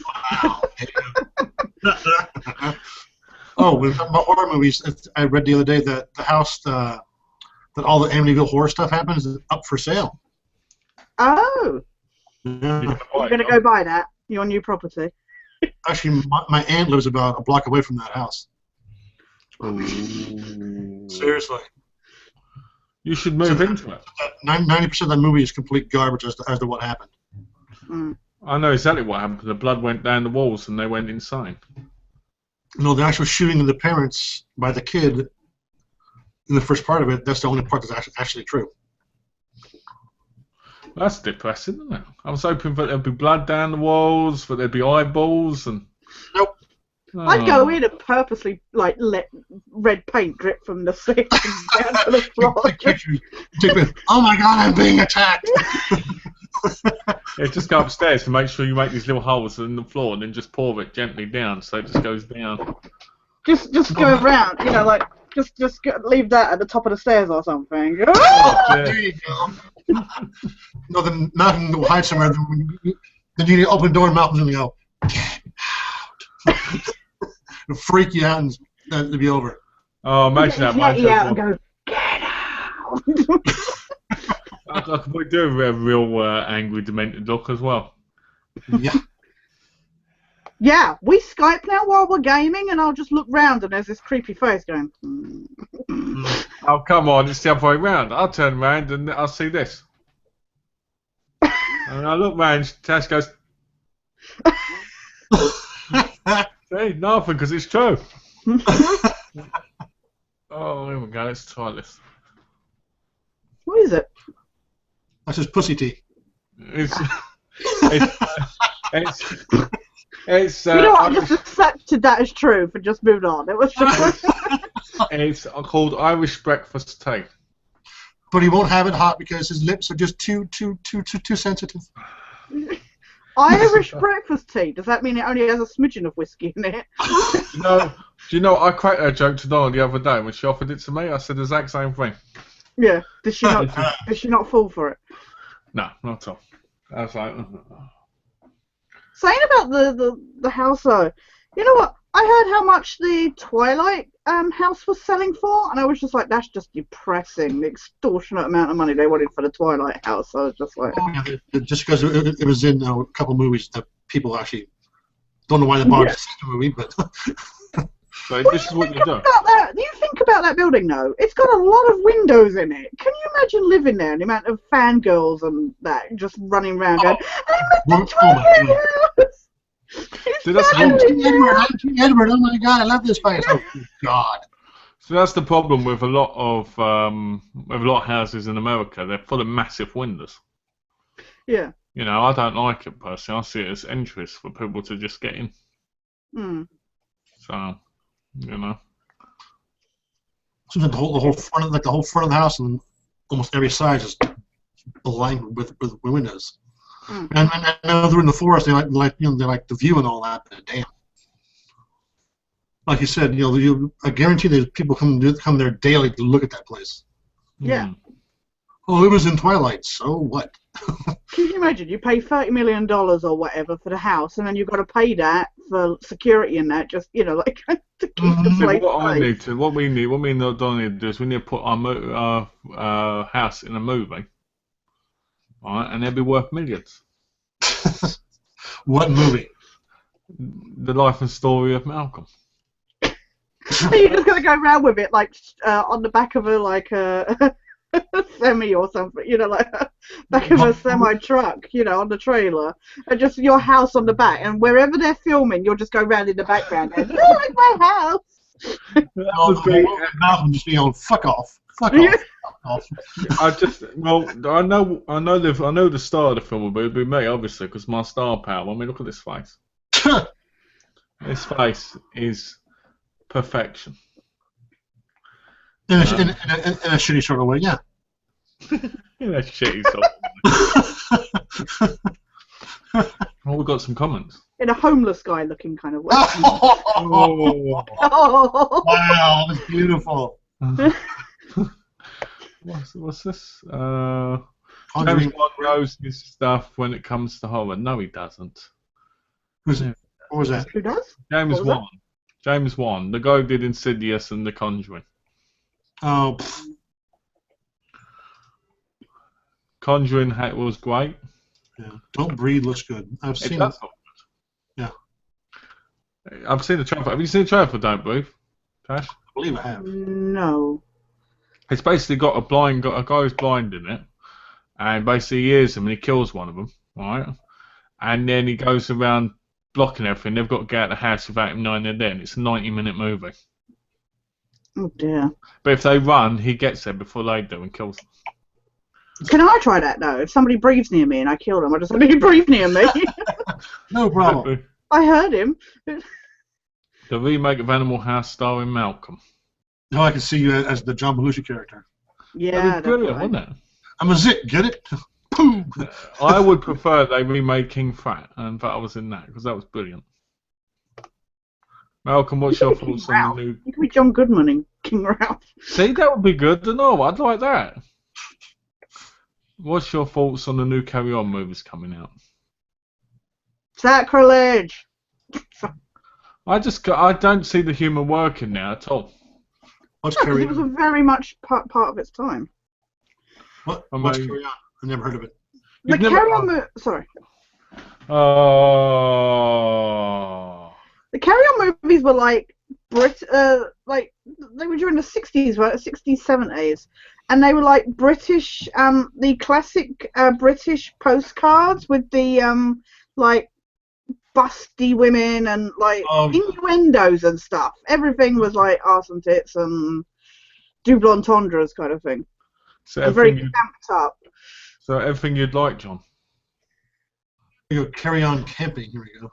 Carry On Camping. 1, 2, fling. 1, 2, fling. I can't believe you've never seen a Carry On, John. They're incredible. Carry On Matron. Carry On Screaming's a good one. Carry On Cleo. Carry On Jack. Carry On Screaming. Carry On Up Your Khyber. Carry On Laughing. Carry On Girls. Carry On Abroad. Carry On Doctor. Carry On the Doctor. Again Doctor. Carry On Nurse. Carry On Nurses. All the same people, just a bunch of different ones. You might They be had a able to lot find... of same actors in, didn't they? They were like classic actors of the time, British actors of the time, weren't they, Malcolm? They were. You might find, just so you know, you might be able to find them online in a big bundle. Okay. They were like the great comedians of that time, and they were all in the same films. And some of them weren't. When they weren't, you kind of miss them. Like Kenneth Williams was in a lot. Yeah. Sid James, Barbara Windsor. I think Barbara Windsor's the only one really left now. Yeah. Yeah, Carry On Cleo, Carry On Nurse, Carry On Dick, like that. Carry On Girls. Carry On Don't Lose Your Head's a good one. Oh, Sid James's Henry VIII was amazing. I haven't seen the films in years, but I want them all to come out on Blu-ray like the others. But their humour was very much at the time. In the same way that, say, Duke Nukem, Forever, its humour didn't work in the same way that it would have worked in the 90s. Yeah. The Carry On is very much of a product of its time, and I don't think it would work now at all. I think that it's not going to work because it hasn't got the cast from the original. Look at the Monty Python. They did the thing quite recently, and it was awful. You know? Oh yeah, I watched that. It was atrocious. Because it was the same humour they did back then, which doesn't work now. Yeah. You know? And I think that is why it shouldn't work now. As well as Carry On Columbus was awful. Mm. in itself. I mean, with Julian Clary in it. I mean, who cares about Julian Clary being in a Carry On film? Well, even Julian Clary's out of time, you know. Exactly. When did they stop making them? I mean, can you imagine a character like them trying Archie Bunker or something now, you know, kind of thing? It just wouldn't work. Archie was a straight up racist. There's no way. Yeah. No. Carry On films. Just like most of the films that Mel Brooks made would never be remade now. They wouldn't be able to make Blazing Saddles now. Or, producers even. I know they remade it, but no way. It didn't have its same... But if he hadn't done it originally, they wouldn't have been able to do it again, kind of thing, because obviously it paved the way. Okay, the Carry On films started from 1958 and officially ended in... What's that? Is it Carry On Sergeant or Carry On Constable was the first one? Carry On Sergeant was the first one. Right, yeah. The last one officially for me was Carry On Emmanuel. Right, yeah. No, it was Carry On Columbus. And the new one coming out is next year called Carry On Doctors. Oh, dear God. But, yeah, I mean, I thought Carry On England was bad. But yeah, so Carry On Columbus finished in 1992, which I don't count as an official one anyway, because it was 14 years after Emmanuel. Yeah. Emmanuel was shit anyway. Yeah. So, let's see, what else was in the end? Carry On Behind, Carry On Dick, Carry On Girls. Yeah, so they got pretty bad around Carry On England, if you ask me. I mean, we can watch them back and go, oh, it's funny because of the time it was made. I mean, you know, I can't imagine in a few years' time anybody looking at, say, The Big Bang Theory and going, you know, like, or remaking it and going, oh, it's still funny, because obviously I think stuff is very much of its time. It was never funny. He's watched like half an episode. It sucks. Yeah, and that's all you need to know to watch an episode and find out if it's any good. Right. People, I'm telling you, the show is for people, brain dead morons. That's who watch the show. No offense to you, Tash, because I know you watch some of it sometimes. But no offense to you. So they're friends who game a lot, stay home a lot, and watch a lot of sci-fi. That sounds like an awful lot like someone I know. Malcolm. Doesn't mean I need to watch a show about it, does it? Awfully judgmental of someone who's people almost exactly like you are. Hey, and you ever heard of people being judgmental about things that are similar? But don't you think humour particularly is something that's very much of its time? Yeah. I mean, you look back at old comedians now, and I still love like Morecambe and Wise and those kind of characters, but I don't feel they would work today in the same way that they did then, obviously. Well, it's like Randall and Hopcoke, the sixth original show. Oh yeah, when they remade that with Reeves and Mortimer, that was... And Randall and Hopcoke, the sixth was an incredible show, and I still love it to this day. But it's so dated in a lot of ways as well. You know, for a lot of people want to get the humour. And I think a lot of Americans would get the humour of the Carry On films because they don't have humour, you know, like thinking. But I think for people who live in England now, to them that's so old and dated. But they're like, yeah, there's more than this. Like the bit of skin and the bit of scurvy you get in them, which was really raunchous at the time. You know, really teasing. Now we just look at it and go, yeah, I see naked people all the time and things, so I don't need to worry about that. So it does take away from it. Yeah, but perfect is that. I'm sorry, everything holds up now. A lot, like I said, a lot of stuff from back then would not hold up at all now. No. And I think shows like Big Bang Theory and Always Sunny in Philadelphia now, I do think they're shows which can be very dated. In 20 years, you won't look at them and go, oh, that's the greatest show of all time, unless you watched it at the time. Well, you certainly wouldn't rethink about remaking it, because I just don't think it would work in the same. No. It's like if they were going to try to remake Friends, that would never work. No, exactly.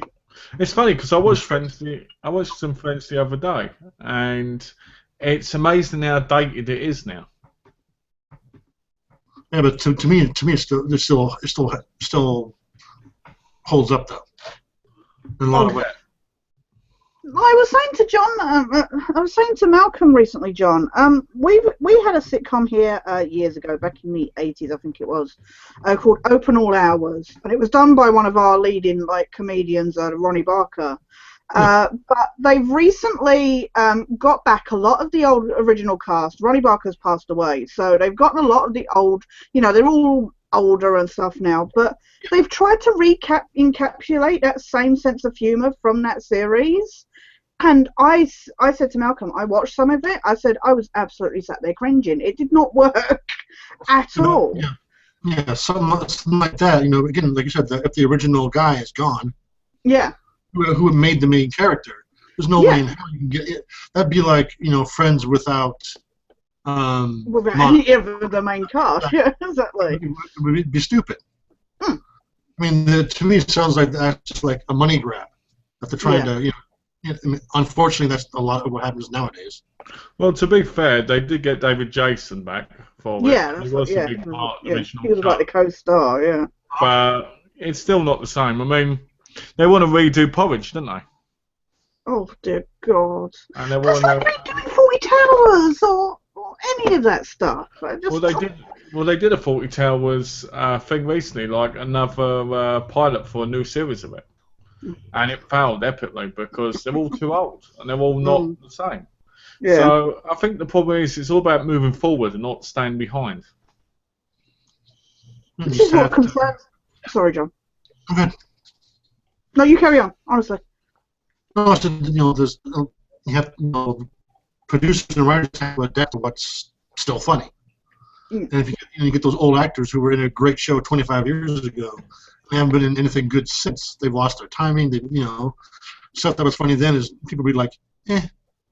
Like you said the same thing 25 years ago in episode 5. Yeah. So it's not funny anymore. Well, it's even more depressing when those actors, especially say with the example of Open All Hours, David Jason is a classic British actor. He can do comedy or drama. And he's been in so much, and then to see him put in this remake of a classic show and absolutely suck in it is absolutely depressing, because it's like, you're better than this, why are you doing this, kind of thing. So. Now, do you think that's writing or just him, or both? It's all of them, rubbish, and I think it's the writing. I guess because obviously it's not the same people writing it. I guess, but I think Ronnie Barker wrote the original series. Yeah, he did. He did it under a pseudonym. So,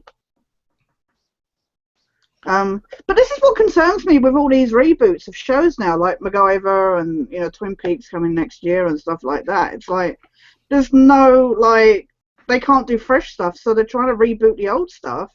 And it's not having the same flavour. God. I know, Gilmore Girls of all. Why?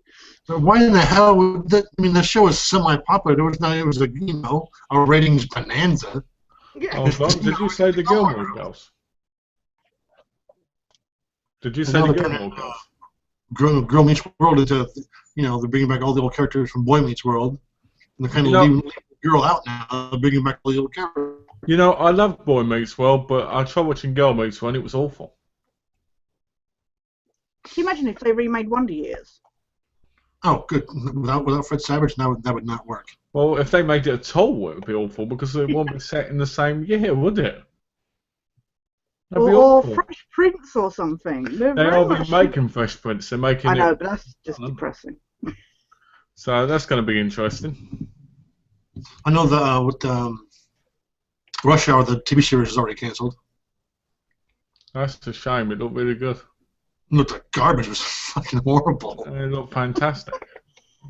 I've seen the trailer for the new Lethal Weapon series. Looks okay. It looks awful.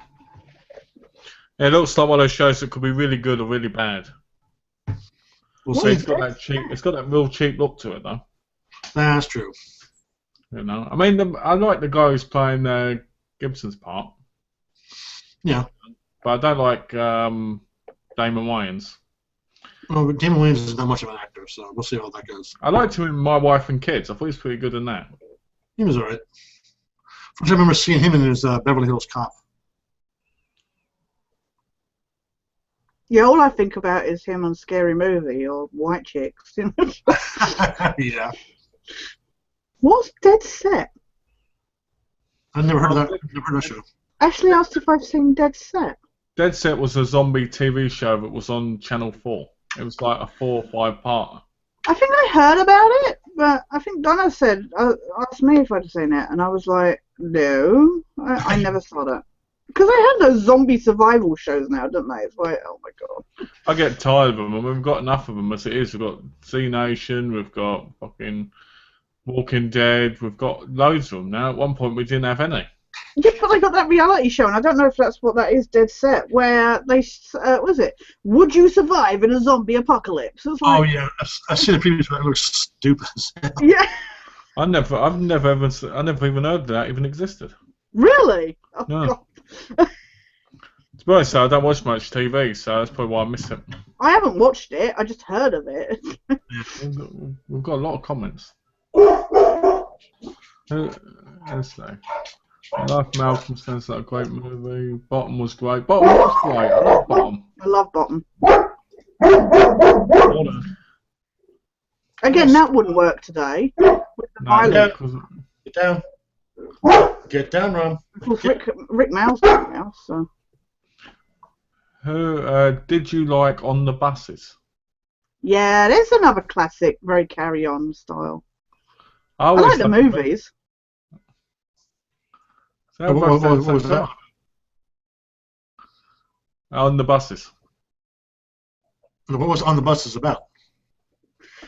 It was about a driver and his conductor on this bus, and basically it was dealing with like the driver's family and that, and it was all just their interactions with each other. And the driver and the conductor, they were like luring over like the female workers at the bus company and stuff like that. And again, it was very 70s, wasn't it, Malcolm? Oh, okay. The movies are fantastic. I love the movies more than the show. Holiday on the Buses was funny. That was a great one. I loved them. I thought they were brilliant. You know, I've never watched the TV series. Never watched it. Again, you know, Steptoe and Son was very much of that same, you dirty old man, you know, kind of old thing. Black Mirror is amazing. Black Mirror? Never heard of it. It's a TV series. Never heard of it. I've heard of Orphan Black. Apparently that's really good. I haven't seen it though. Oh, Trey loves that show. I've watched Really? every season of it, except for season 4, and it goes downhill once it gets to season 3. Really downhill. Black Mirror, there's a TV show and a movie. Oh. I've heard House of Cards has gone downhill as well. Yes, that's 4th season, isn't it? Yeah. Oh, Dead Set is like Big Brother meets Dawn of the Dead. Oh dear. On the Buses Mirrors was better than the TV series. Mm. Who likes the young ones? I never liked the young ones. Oh, it's not the young ones I minded. I loved the interactions between Aid and Nigel Planer and Rick Mail and the guy I can never remember the name of. But I never liked when they had the acts on and stuff. You know, I could not stand Lexi Sale. I hated Alexi Sale. I've never watched it, and when I've tried watching it, I've got very bored of it. Mm. It's that very punk rock, anti-establishment 80s, isn't it? But apparently it's edited, either in the UK or in America, where there's scenes cut out, music cut out. Really? Yeah, apparently. My cousin told me something about it years ago. I think he had the American box set because the English version was cut. That's weird. I think. I can't remember. Maybe because it was all like Screw the Queen and stuff. It could have been stuff like that. You know? Anti-establishment, yeah. No, they had. It was all about going against, because it was the Margaret Thatcher era. It was all like screw the establishment kind of thing. So. I've heard about it. I've never watched it. A friend of mine who's from England said he loves that damn show. Oh yeah, a lot of people really liked it. But... You know that one, Red Dwarf. Oh, Red Dwarf's classic. Yeah. Except there's another show they brought back like 15 years after it ended, and it sucked. Really? Yeah. Huh. I mean, it's not the worst thing ever, ever on TV, but it certainly doesn't capture the same humour that they had back in the late 80s, early 90s. Because they brought it back for like a 10th season, and they insist that they're coming back with more, but it's just not back. It's not the same. Didn't work. Yeah. I even said to one of the stars of it, I said, I'm sorry, I just did not. They did this special that involved one of the British TV soaps, Coronation Street. Yeah. And it was like this 3-part special that they did. It was supposed to pave the way to see if there was interest for doing a new season. Yeah. And it just didn't work. And I said to him, it just didn't do the same for me. And he was like, oh, it's because they were trying something new. And I said, I appreciate that, but, I said, especially if you want to, something like that where, Red Dwarf in America was better in its, like, it was more appreciated, because America tried doing their own, they did their own pilot version, with American stars. And it sucked. And it was absolutely awful, and everybody hated it. So, a lot of people stuck with the British version. But I said, if you're trying to appeal to broad audiences, like Doctor Who does, I said, putting in a British soap that's set in Manchester is not going to, make sense. Talking about Doctor Who, in Australia, they're making their own Doctor Who service. Really? Yeah. Really? Yeah, because apparently they're releasing a Doctor Who series because it's got someone from Wentworth going to be in it. And apparently it's big news that Gillian Anderson might become the new James Bond. Oh no, it's this whole campaign on Twitter of her being Jane Bond, and she got voted that people wanted her to be the new Jane, this Jane Bond character. It's going to happen, apparently, really big. Apparently it's like a 98% chance. The other day. An American show. It's going to happen. She's just been added to some other show. Yeah. I don't think the Jane Bond thing will happen, but it was really popular. People were really writing, and she was really chuffed with the, she was really flattered by the fact people had voted for her. So I think she should be the next Jane Bond. I think it should be that way. And then I think she should have to save 003 called Agent Mulder. Well, we'll probably get that sooner than we will a new X-Files season. But and to be honest, I won't mind. But the thing is somebody did a mock-up because of this popularity of this whole Jane Bond thing. Somebody took a load of clips of her in the fall and put it together to make it look like and I think they added in some clips from Skyfall, like just the explosion bits and stuff. Oh, geez, yeah.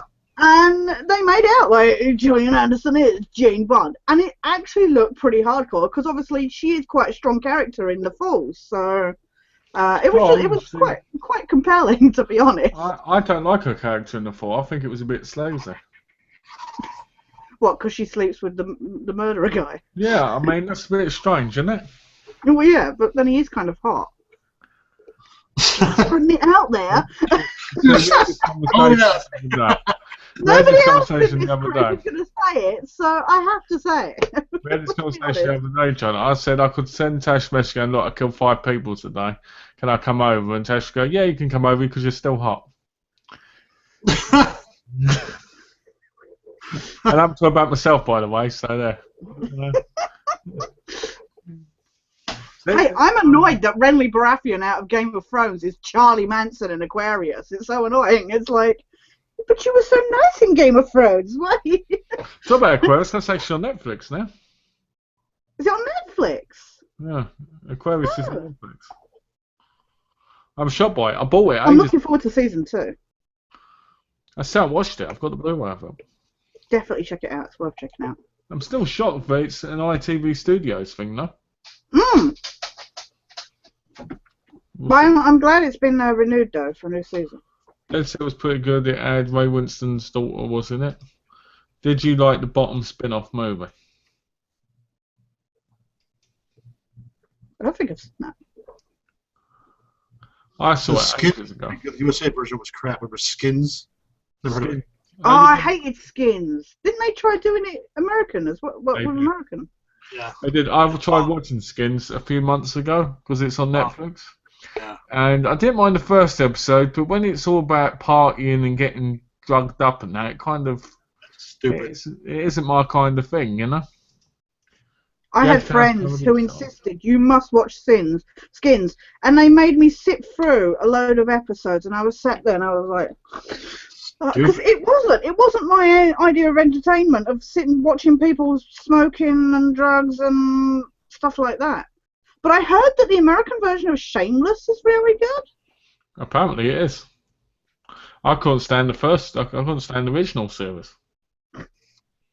Yeah, but I can't stand The Office, and that has done really well in its American incarnation. I love The Office in America probably more than I like the original one. That's because I like Steve Carell more than bloody Ricky Gervais. So. Ricky Gervais is the greatest. Ricky Gervais is the greatest comedian of all time. And 40-Year-Old Virgin is one of the greatest comedies ever for America. Yeah. Love that movie. I did enjoy that. Tom Hardy, new James Bond. That's my pick. No! No. Tom Hiddleston's going to be the next James Bond. Yeah. It's almost that would be amazing. Definitely. Apparently he's in talks about it. Yeah, I heard about that.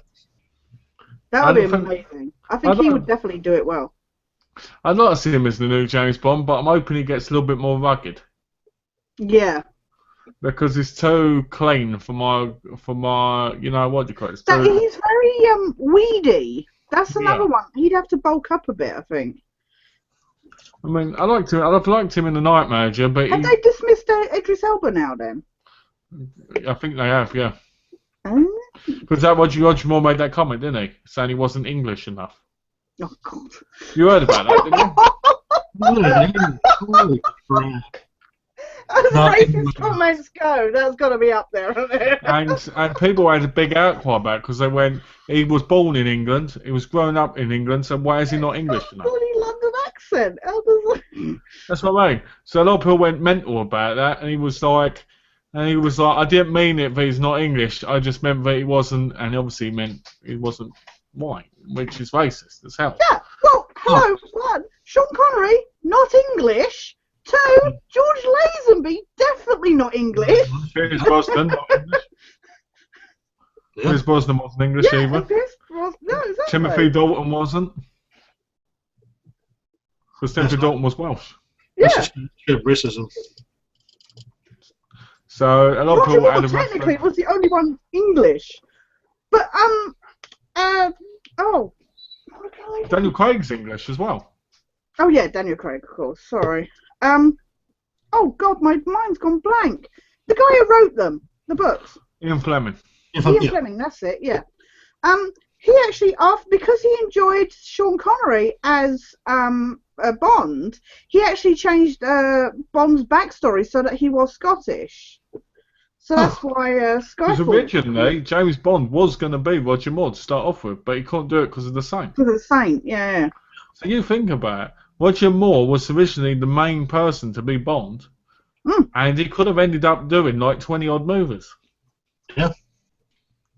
But the Saint he had to do the Saint instead. Yeah. Yeah, but Saint's classic, so we can't call him for that. Sure. It is. We watched a new series with Tom Hiddleston and Hugh Laurie. Oh, the Night Watchman, the Night Manager. Yeah, that's it. I haven't seen it yet. I've watched most of it. I've watched the first 4 episodes, and I really enjoyed it. I heard it's great. It's all on AMC right now. You should watch it on your demand. I have to. Because it's on there. It's only on there for a short period, though. Yeah. Because I watched it. Because I watched the first 4 episodes, and I watched episode 5 and 6. Because they're pretty good. It's not very. It's one of those shows which isn't exactly action. It's more thinking. So it's actually quite smart, but it goes very slow to start off with in the first episode. Yeah. But Hugh Laurie's brilliant in it. We have to establish all the characters and what's happening, blah, blah, blah, blah, blah. So, yeah. Exposition dump time. I like how Tom Hiddleston has sex with a woman in every episode. There's a shock. Hey, I'm willing to... Josh is like, I'll be an extra. How do I get in the next episode? There you go. I'm free.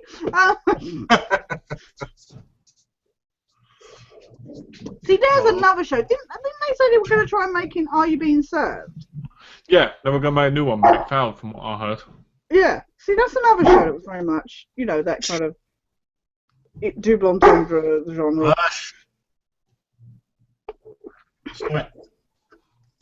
Yeah, I want to see The Night Manager. I might try and look for it on the Blu-ray, DVD kind of thing. So. I'll send you it if you want. Oh, yes, please. I'll send it to you because I've got it on the thing. Oh, yeah, please, if you could. That would be awesome. I'll send it to you through Skype if you want. Oh, cool. You have it on your thing, Malcolm? Yeah, I got my thing. I got it because it's only 2 gigabytes as well. Oh, okay. Nice. So I'll send it to you and you can watch it easily. Yeah. And it's HD as well. Awesome. I'd love to watch that. Hugh Laurie is one of those amazing actors that, again, can go between, when you think of back him, doing the comedy stuff, and but he does the serious stuff so well as well. Hugh Laurie's brilliant. I liked him in his best role ever has to be Little Big Planet 3. He was so incredible in that. Yeah, but I love him and Stephen Fry getting back to it. They probably didn't record at the same time, but I like the idea of him and Stephen Fry being in the same. I have to just say, I'm actually impressed with Tash right now because Tash has not mentioned the game in at all yet. I'm struggling. And I'm so impressed, but I haven't heard anything. You will not believe the boasting that is dying to burst out of me. Dude! I think, Dash, you should take a few minutes to boast about it because I think you need to right now because you've earned it. Women gamers are better than men, so fuck you all! You know what? I have to put up with Malcolm all the time going, oh, men are better gamers. Oh, I'm better than you. I've got this many trophies. La, la, la, la, la. I've played so many games. I've got so many platinums. La, la, la, la, la. No, what has he done? I got the Uncharted 4 trophy. Not only did I finish the game before Malcolm, I also got the 100% platinum trophy before Malcolm. So, Malcolm, who couldn't be asked after completing the game, apparently, decided, you know what? I don't like doing collectibles. Let's get Tash to do it for me. Tash, I don't like driving levels. Will you do it for me? Okay. Great impersonation. Oh, Tash. Yeah, I don't like doing the boat one either. Hold on. The impersonation, by the way, spot on. Tash, I don't like doing the boat one either. So, will you do that? Okay. Well, there's some more collectibles. You want to get those? Okay. But what about this? Okay, I'll do that while I'm doing that. Next thing I know, I've gotten him, like, what was it, 18, 19 trophies and the platinum one. So, do I get any, like, I was waiting for him to go on Facebook and start claiming that he'd got it, but he hasn't done that. So no, the next thing. So bearing in mind, this is our Wednesday and Friday gaming together time. Right. Together. Tash. Would you mind getting the collectibles in Fallout 4 that I still haven't finished playing? What? I haven't played Fallout 4 for like 6 months. So I'm like, okay. Because I originally said there was one trophy to get in Fallout 4 that is an absolute nightmare. And it was the last trophy I got, and it did my head in, where you have to build a settlement and do all this building stuff. And Malcolm said he really did not want to do it, and I could understand that. So I said, okay, I'll do that. And then 6 months later, I don't want to get the bobbleheads, so will you get those for me? Okay, so now I'm sat there. But the problem is it's not a simple thing with Fallout 4 of just running around and getting the collectibles. No, you essentially have to do missions and kill monsters, and he gets to sit there and piss himself laughing while I'm dying, and I'm just like, And like 4 hours later, I'm sat there going, I am so bored. And he's like, I'm really relaxed, Tash. I'm just watching. I like chatting with you. So yeah, so his intention, I think, is for me to get another platinum for him. So. Oh yeah, definitely. But you know, the next time he boasts, "Oh, I'm a better gamer than you," I can go. Oh, well, he keeps trying. He did it in our chat on Monday. Yeah, but there was that time I got you this trophy, Tash. Yeah, but I helped you get that trophy. So anyway, yeah. So yeah, I am better at gaming than people give me credit for. So I think Malcolm needs to register that. Are you better, Tash? You're all zen now. Yeah, yeah. You got it all out. You know. Yeah, it's like it's all gone. It has been released. Yeah. I am full now. No, you know what? We chat on the Skype and it is nice and relaxing, isn't it, Malcolm? Yeah, it is. You should say your piece now, because I didn't mean anything mean by what I said. I was just teasing. I think Tess deserves a lot of credit because she's gone out of her way to get these trophies for me, and it means a lot to me. Yeah. And I joke about it and say things like, oh, you know, my one's more important than that, but at the end of the day, Tash knows I'm grateful for it, and that's what truth is about, you know? Exactly. I would do it no matter what. So. Well, the good thing is, what we're going to do is after Fallout, we're going to go on Black Flag and get all the collectibles and that and all. This is what he's doing now. This is the thing he did as well the other day. He's like, "Oh, I'm gonna get my games out and see what ones you can get the collectibles on." It's like. Oh, dear. No, I said about the Black Flag one where you have to go all these islands, go all these places, and Tash went, well, at least that'll be easier than fucking Fallout. Yeah, well, they would. Fallout is the worst because you have to. You saw that you can explain, can't you, Malcolm? That what's required to go get these. Oh. There was one place I went in and I'd accidentally entered this like what is essentially a side mission where you're supposed to kill these gits at this ironworks, and like they kept killing me because of course Malcolm hadn't leveled up enough. I didn't have enough perks or anything. So I kept dying. I didn't have the right weapon, so I'm like, oh, screw this. So I literally ran up to behind the boss, grabbed the bobblehead, and then ran back out again. Like, bye. Got what I needed. It's fine because they're so annoying to get the bobbleheads. They're not like most guns, so you could just run and find them in these empty places. You have to go through like this long ass area to get to them, and it's like killing and killing and killing and killing. I mean, I leveled up like 4 times. It's a lot of work. Yeah, but it was incredible though. Tash was doing really well with it. Excellent.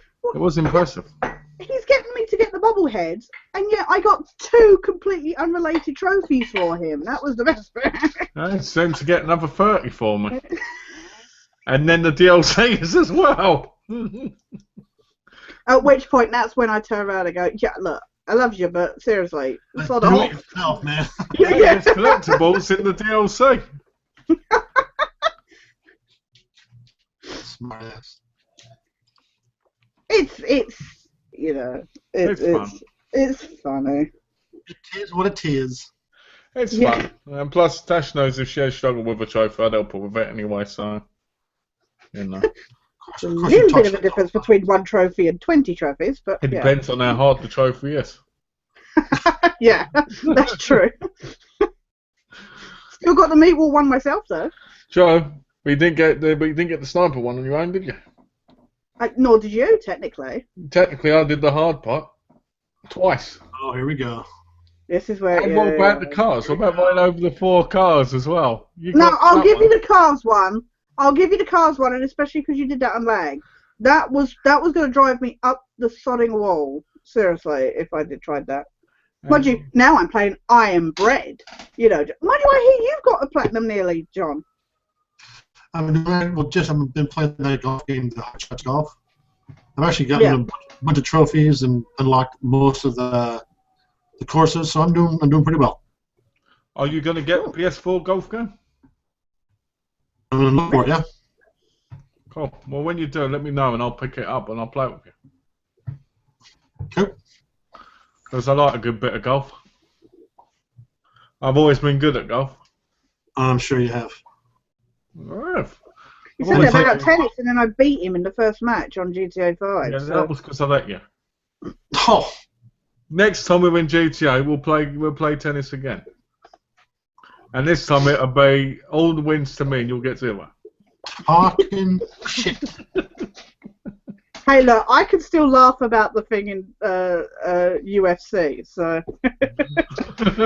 Yeah, that was funny. I have to admit, that was funny.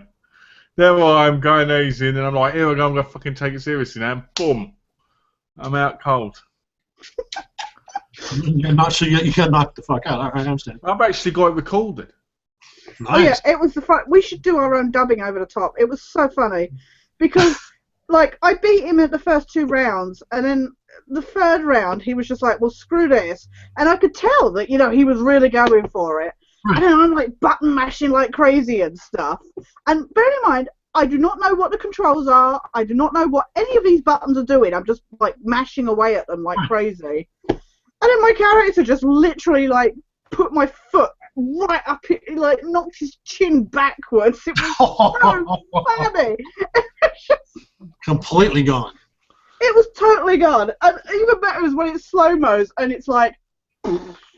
Oh, nice.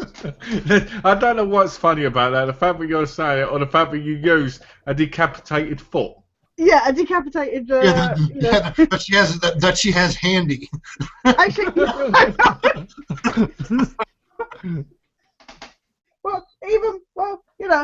no, you can't have it. Like, Mommy, I want the dead foot. Yeah, I want the dead foot. Give me the dead foot. Or it could be better. It could be. Hang on. It could be the dead hand. Oh, jeez. That was quite realistic on the actual camera. Seriously? Yeah. That's quite nice. So, yeah. That's the kind of shit I have laying around. I've got a severed head in my living room in a display case. Oh. I am not related to these, but I was props master on a show at our theatre, and I had to. I know I've told the story before, so I'll keep it short. But I had to get like body bags and stuff like that, and we had to get a coffin and that, and yeah, we needed severed heads. So I did paper mache one. Didn't look so good, so we managed to get hairdressers the heads kind of thing. And I got this like knife and just started ripping at the plastic and then painting in like red and stuff like that.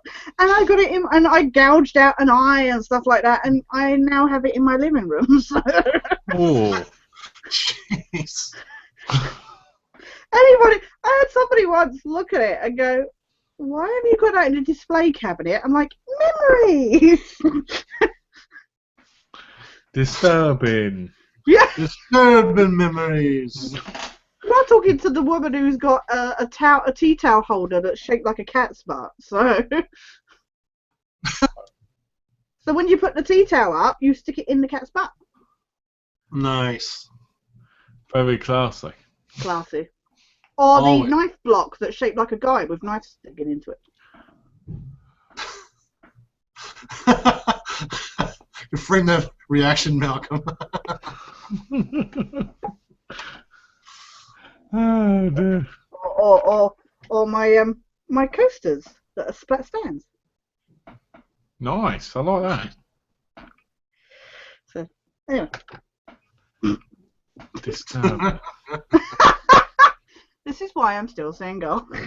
Oh, come on. Nothing to do with my looks, just the fact that I have these weird things. So, you bring a date home, and he's like, Yeah, that's when he goes, "What's that, Ed?" You go, "That's my ex-boyfriend." That's the last one who came round and moaned about my geek and stuff. Treat me right, you're next. Where is he? He spoke up and said he didn't like X-Files. So. Yeah, I'm done then. You're done Alex for is doomed as well. What shit was this? Too damn funny. Black Mirror is like the Twilight Zone. Oh, Black Twilight Zone's brilliant. Mirror, Tommy's Greatest Low-Key. Bad Girls was good. It was good. I didn't get into Bad Girls. My mum and sister loved it though. I watched all of Bad Girls. I really enjoyed it until the later seasons. I grow up with skins. Has anybody watched Orange Is the New Black? I had both of them on Blu-ray, Because they got a new season coming, haven't they? and I never ever watched it. And it's on Netflix. Ain't it? 3 seasons on this. They've got a 4th one coming out. Yeah, the Never fourth watched it. one's coming, I think. Never watched it. It's pretty good, surprisingly. I want to see it. I just haven't gotten to seeing it yet. Yeah, I've only watched season 1 so far. I want to see Oz as well. What? It's in the prison one. Yeah. You want to watch that horrible? I know it's awful, but you know. You know, I tried watching the first season of that, and it fucking creeped me the fuck out. They smash glass and put in the guy's burger, and he eats it. Oh my word! And they eat all sorts of shit. And the guy gets raped in it. Well, hell, half the cast of Law & Order SVU is in that show. Right. Yeah. Okay. That is true. I was at school in religious education once, and they actually brought in somebody who'd been in prison, and she proceeded to tell us about how, you know, I don't know what this had to do. I can't even remember what this had to do with our studies at the time, but she was telling us these stories about like people getting batteries and sticking them in socks and like whacking them around the head and stuff like that. I'm like. Thank you for this information. I'm now going to go home with nightmares. I guess the idea is to stop us going to prison.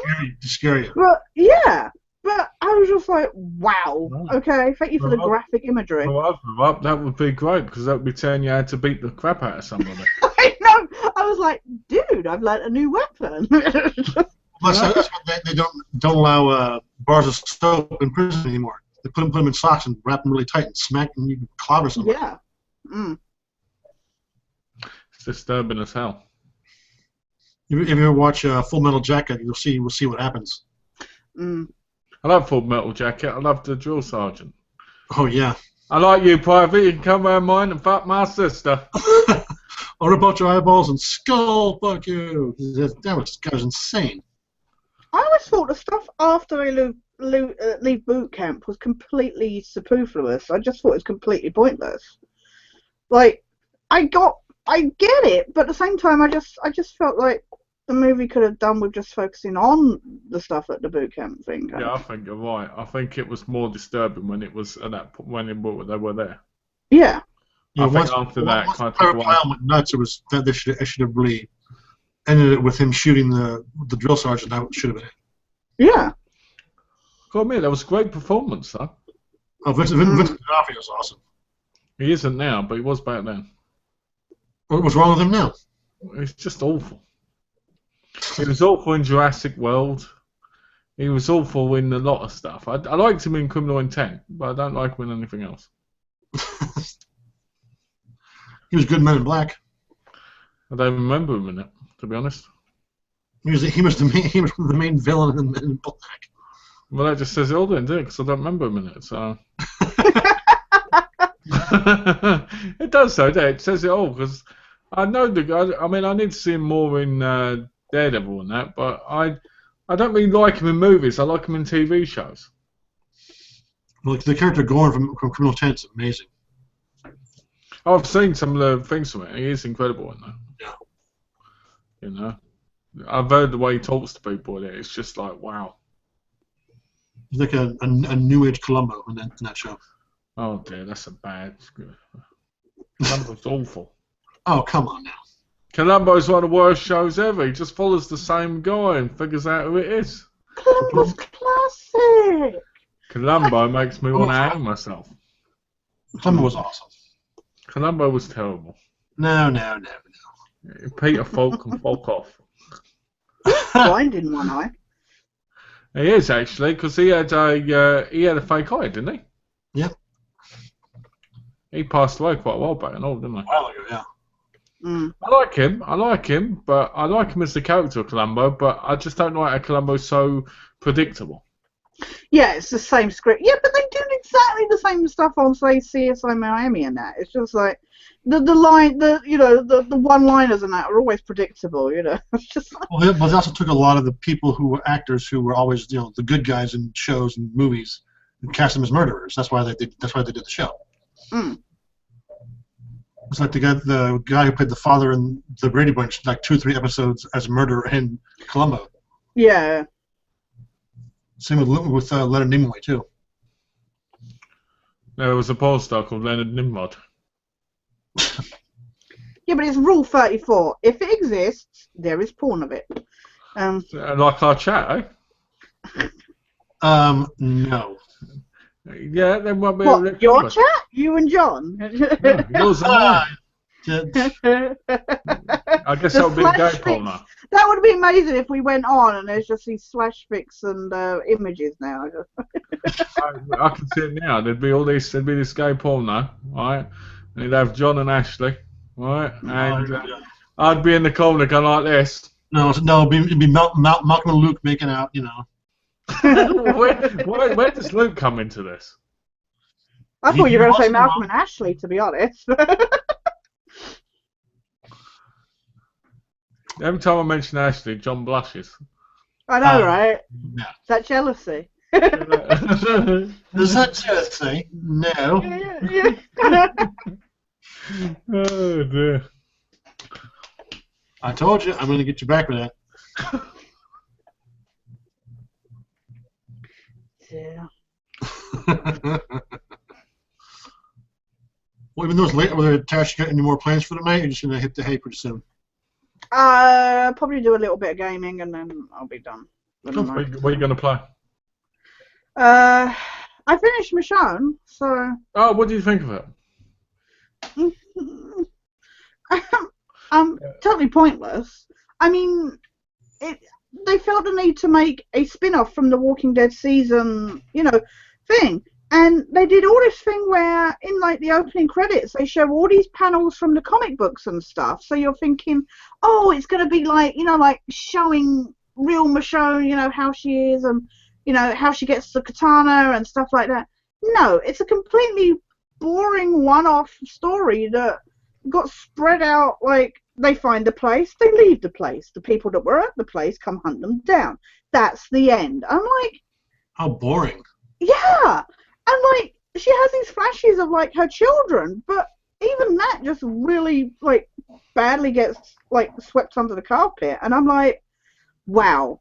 I'm so glad I just wasted a couple of hours of my life on this, like, short story that I felt could have been decent, to, like, flesh out the character in gameplay style as opposed to just having her on paper. And on obviously on the TV show, but to show her backstory kind of thing, and it didn't do that at all for me, so I was rather disappointed. Well, what annoyed me about it was it felt like all 3 episodes just did the exact same thing over and over again. Yeah, the conversations were the same, and the action was the same.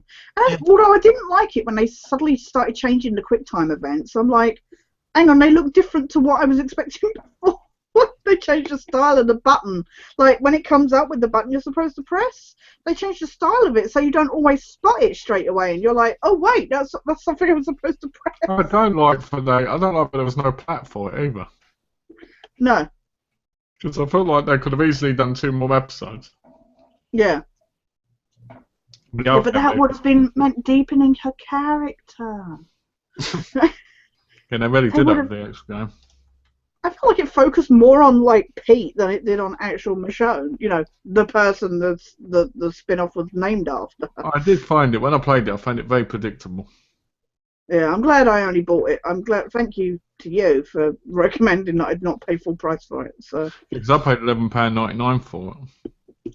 Yeah, and I played a $5. I was the first person to actually beat the first episode. I'm actually on the trophy thing as the first person. Really? Really?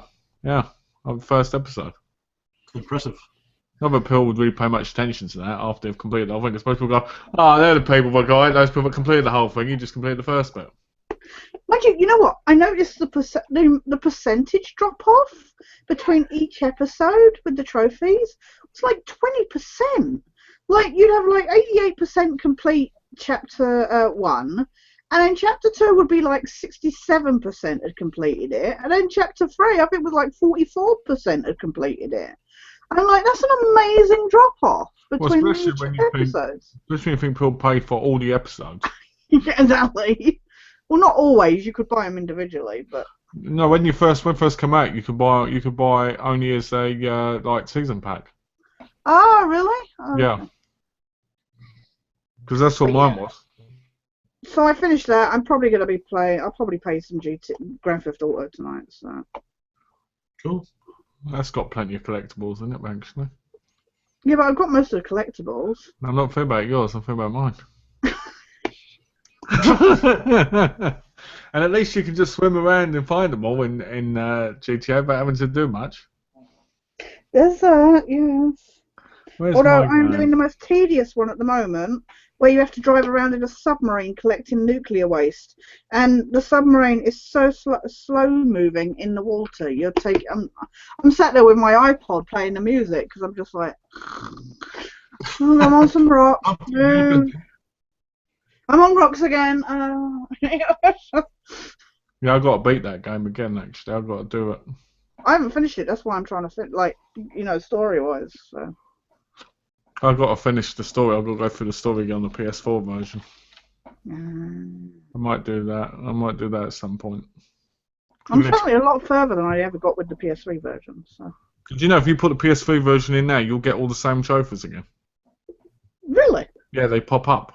If you have all the trophies in the PS3 version, the PS4 ones just come up.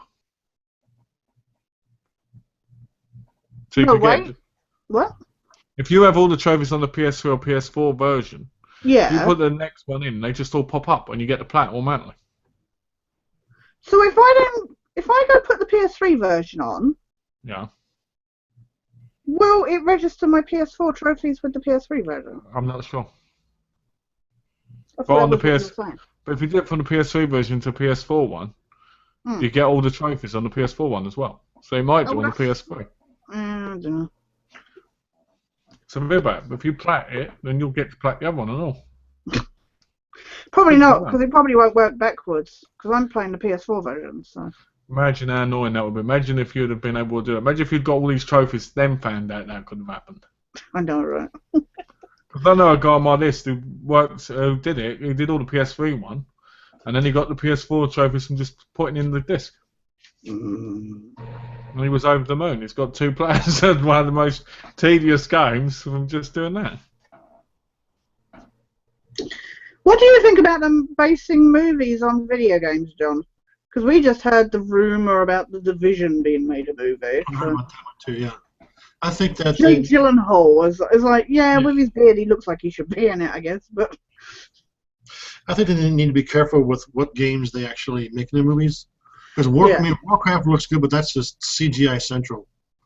And I heard somebody had seen it, and they said it was just really convoluted and like very Lord of the Rings kind of, just another Lord of the Rings knockoff. But you said it was good. The person I heard from said that it's just overly CGI. You know, every scene is just barely any dialogue and just slashing and just so much CGI. It's hard to follow. When they actually sit down to act, the acting part's fine, but everything else around it is just so overly done because it's based on a video game. They want every single aspect of the game in the movie. Yeah. So supposedly it's way over the top. Yeah, from what I saw, it looked really over the top. It looked it looked like it was trying to be Lord of the Rings, but in a shittier way. Yeah, exactly. I'll be right back. I'm going to quickly go to the toilet. Okay. Right back. Thank you for that. Thank you for that announcement too. Yeah, he'll probably tell us the consistency and stuff when he gets back. So. Size, width, shape. yeah. It's a projection of. But that's the thing, like something like Warcraft. I know it's got obviously because of all the packs and because of the structure of that game. Yeah. Like you say, there's a lot of lore and backstory and so many different like characters and stuff that I guess they try to cram it all into this one thing. And then try to come into a 2-hour movie. Yeah. Which is for people that don't know games is completely impossible. So exactly. Unless you've seen and played the game, you know like this is cool, but yeah. If you go play the game, you'll play the game for weeks. Instead of When you look at what they tried with Battleship, I mean, that's just depressing. God, that was terrible. Yeah. So Doom with Dwayne Johnson was absolutely atrocious. Yeah, I didn't mind Doom, but I no, I don't think it's good. I just found it watchable. I haven't watched it in recent years, so I'll probably watch it now and just go, how did I ever like this? You ready for a cuteness overload? Oh dear. Go on then. He says as Malcolm turns back up. So there I am. That's Aurora. Aurora. Aurora. Oh, nice. Aurora Borealis. Oh, look at her. She's so cute. She looks like Dobby from Harry Potter. Yeah. That's a little bit. Yeah. How old is she? About a year and a half. Oh. Just a baby. How long you had her? Basically, well, because Marianne moved in here before she had her, so she's had her for over a year. And old boy Rothschild's around somewhere. I'm sure you can hear him easily. So, Malcolm, how did everything come out? It went pretty well, actually. It started off really slow. Told you! I told you! Oh. Oh. You said, I'm going to go for a week. So, John said, oh, thanks for that information. I said, he'll probably come back and tell us all about the consistency. And you did exactly that. Uh-huh. Hey, you asked. You don't have to answer everything, Malcolm. Hey, look, you didn't live up to my expectations where I said that you'd probably give a projection, slideshow or something. So. He has a camera mounted in his bathroom. I actually have got a camera in there. I've actually got my camera in there at the minute. The one I did my videos on. Yeah. Because I was fiddling about with it the other day when I was looking at it to see about making, a more HD video. Oh, you were fiddling about in the bathroom. That is shocking. Was the door closed, or did she walk in on you when you were fiddling yourself? No, always we in this home we don't shut the door and we go to the toilet. We just talk to each other. I actually have a rule. If I'm in anyone's home when they're taking the toilet, they need to have their door open so I can walk in at any time. Great. Seriously, when my mum used to go to the toilet, I used to just walk in and talk to her while she was doing the poo. With Donna, I walk in and go, hey, how you doing? And I expect Donna to walk in on me and talk to me. She's your poo partner. Exactly. Everybody is, technically. Yeah. It's a weird thing I've always done. I used to go to mum's. She'd be on the toilet. And she'd be like, oh, and I'd be like, there's mum in the toilet. And my stepdad would go, yeah. So I'd just open the door, walk in there, show them, be like, come out of there, you little shit. Come out. And I'd be like, oh, sod off. And I'd be talking to her while she was going. Oh, dear. Wow. What's wrong, Dad? Wow. What's wrong? What was going on about? What is it? Comment. I don't know if how long ago that was put. So. Are you talking about the comment that I can say? Yeah, probably. Yeah. One about what underwear you're wearing. Oh, good Lord. Which comment, Tash? Luke's comment. Oh, about. Oh. Do you want me to delete it? Oh, that's not why I was talking about the stuff earlier. I was just trying to. Get rid of it. Stuff got a little out of hand, I was just trying to rationalize. You want me to get rid of it? Toss it. Yeah. Do you want it gone, Tash? Yeah, if you don't mind. I do mind actually, so I'm actually gonna put my own comment of it Are you later. going to read it out? Yeah. I'm gonna read it out. I'll delete it right now. Oh, I see it. Yeah. There you go. It's gone. That's not what I meant at all, Luke. So please don't. It sounds a bit, and it did sound a bit harsh, you know, like a bit, Yeah. attacking.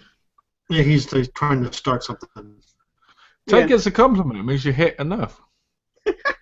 Trust me, I do it every day with everybody, so I guess you're getting there. I don't want things blowing out of proportion when it comes to, like, you know, that kind of subject. I was just trying to rationalise kind of thing. It's because you had a valid point. Sometimes people can't understand valid points that well, you know? Yeah. Anyway, sorry, I just saw it, so sorry. Oh, no, not at all. Not at all. It's not like the one I saw John earlier. I deleted that before John saw it as well. What was I that? said, John, it was from Ashley saying that you and him were loving partners. Oh, here we go again. There's blushing again. Hey, well, at least Ashley didn't bring up about his French stick, so. Hey, true. He could have done, but we all know where he's been playing that, don't we, John? Oh yeah, you know, since you sent me the video of you and him, yeah, definitely. Oh, what you mean the one that I saw you play yourself over the other day? Oh well, you know, if you want to toss off right now, go right ahead. You know. All right, well, there we go. I'm going for it. A bit of a tosser, are you? Hey, it takes one to know one. Absolutely. Tosser. Oh, I should have a whole program, biggest tosser USA. Oh wow! shit. Nice. Too funny. Too damn funny. I always laugh when you see the Biggest Loser. It's biggest. The first time I saw that Biggest Loser USA or whatever it was, I was like, you mean like loser of weight, right? Not that they're just a loser, right? Just like... You know, like 6 of those contestants are suing the doctor that was on that show. Oh really? Because they gained back the weight. They're blaming the doctor. Well, to be honest with you, manage there. Like... To be honest with you, a lot of the Biggest Loser isn't that healthy anyway. Because losing the weight as quick as they do on the show. Yeah, they do it too healthy. quickly. They're just like 10, 15 pounds a week. That's not healthy. No. So in a way, you're just going to end up with excess skin and stuff, you know. I never get watching the Australian one, and there was a guy on there. It was really massive. He lost his weight, and when I was touching him, it looked like this. Like they went, how do you feel about losing the weight? He was like, oh, hell good. Oh, hell good. And I was like, well, that's not healthy, is it? Well, like you say, because they can't maintain that, say, regime that they've done in such a short time, that you're supposed to maintain over a course of time, because they can't maintain it, then that's how they start putting on the weight again. Because obviously, I was thinking about going on the Biggest Loser because I was thinking about how I'm overweight. You're not that overweight. I am. I'll weigh at least 200 pounds more. I need to be about 90 pounds. No. I do. No, in all honesty, if I look at myself, I'll probably need to lose about 90 pounds. I need to lose about a gazillion pounds. So. No, you're not that bad. I do. I'm not. No, I am. But it's just you know what I've always said. I would love to at least get down to an extra large T-shirt. I'd be happy to do that. You know, when I was younger, I used to be an extra large when I was younger.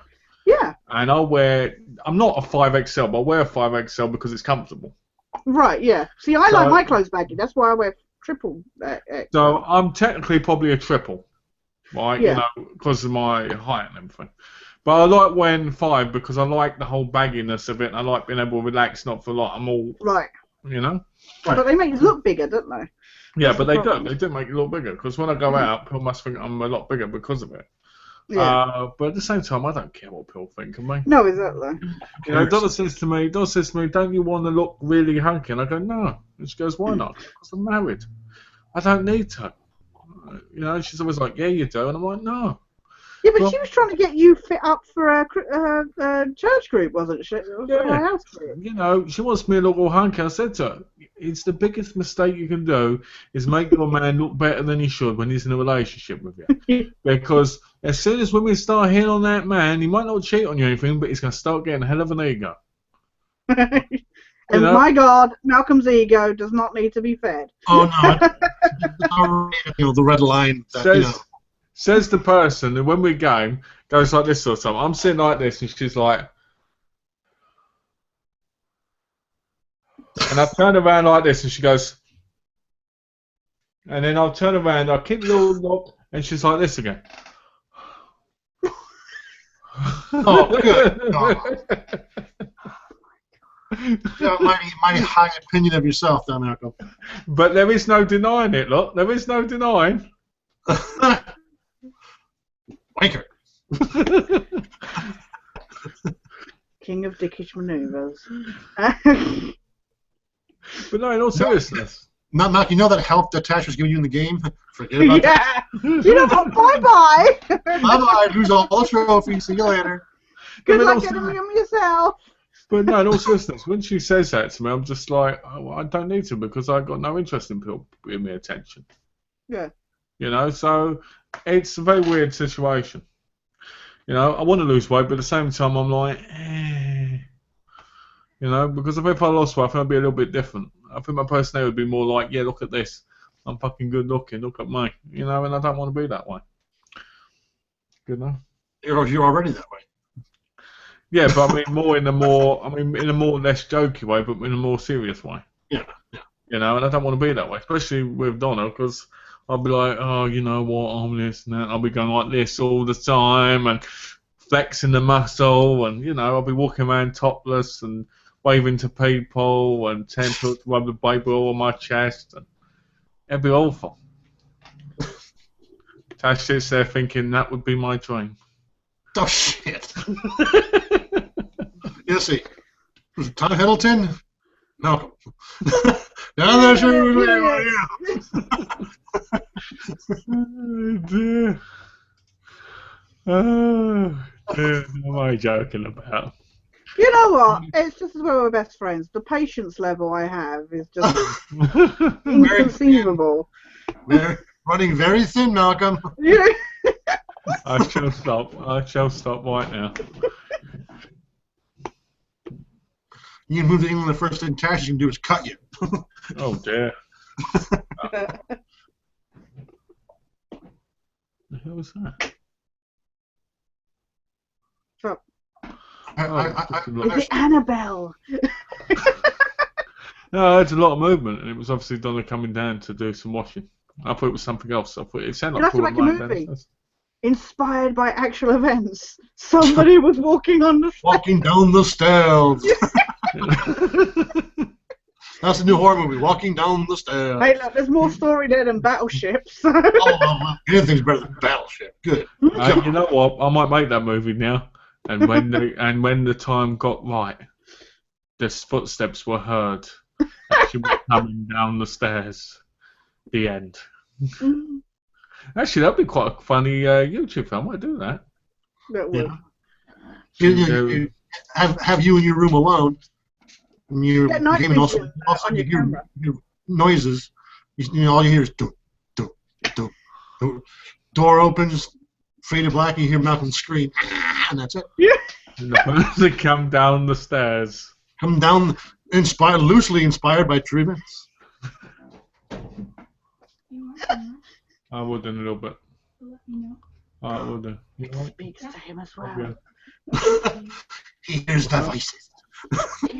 Oh, nice. See you later. They have a soft voice.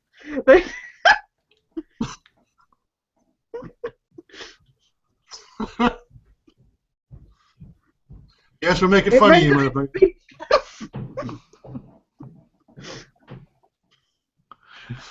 And as she went back up the stairs, she walked across the dining room, and she heard one simple You sound. make it sound like you're talking about a porno now. I know. I thought that's what we were doing. It's M&S porn. And she walked up and down the stairs. Bow, wow.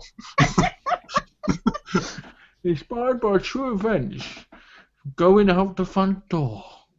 Yeah. What is a set with someone with a speech impediment? Don't have to go to the front door.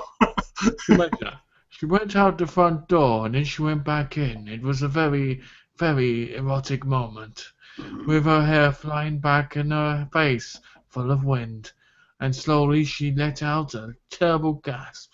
You do realise if you put your hand over your mouth, it would make you sound like you're doing a Bane impersonation. Yes, Batman. And this I was telling them. It was like that. A very rare moment. I will take Gotham and... I will sacrifice myself. Quite good, actually. He does say so himself. You must sacrifice yourself. It sounds like an old Sean Connery. Thank you. I love saying that. The first time I saw that movie, I was like, is he trying to do a Sean Connery impersonation? I seriously thought he was doing a Sean Connery, but I was just like, what? You must sacrifice yourself. I was like, You must sacrifice yourself. yes, Miss Moneypenny.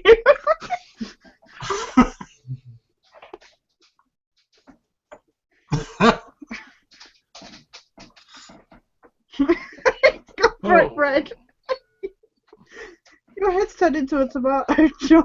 It's great. Oh, dear. Be funny. Mr. Tomato, eh? Yeah. That's Mr. Tomato to you. That'll have to be your new nickname, Mr. Tomato. Mr. Tomato. Mr. Little John Tomato. Oh. Look. What did you call Malcolm earlier? I did not hear a word of that because a certain dog knocked my earphone out. What was that? So what did you call Malcolm earlier? Was it his new nickname? Dickish Manoeuvres, wasn't it? The King of Dickish Manoeuvres. There you go. Dickish Manoeuvres. Hey, I like it. I think it's quite a good nickname for me. We're going to get him a crown and everything. With penises on. Yeah, straight up. My dad With once. little fireworks sprays coming out the top of him. My dad once had a group of people on his bus, and they had this hat thing with a big penis on it with stuff shooting out of it, right? And he said, I saw this on the bus and I asked him if I could use it and give it to you. And I was over the moon. All the way home, I was wearing it. Oh, Ashley's back. Oh, what's this? I'm back. Welcome back. Mask. He's back because he wanted to see his girlfriend, Little John. Hey. John's just sitting there like. John's just sitting there like, fuck off, Malk, fuck off. Got 2 words for you, Malcolm. Computer virus. 2 words for you. Won't accept. Access denied. Is denied. You can only put viruses on the system if they let you send them the file. Right. You don't tell them. Oh, Lord. And normally if somebody sends you a virus and they threaten to do it, means they're hiding something. Pretty much. And what are you hiding, John? So Ashley, Malcolm, the king of dicks. Oh, jeez. Ashley put that. Malcolm, the king of dicks. Well, he has seen it, and he did think it was pretty big. So, yeah.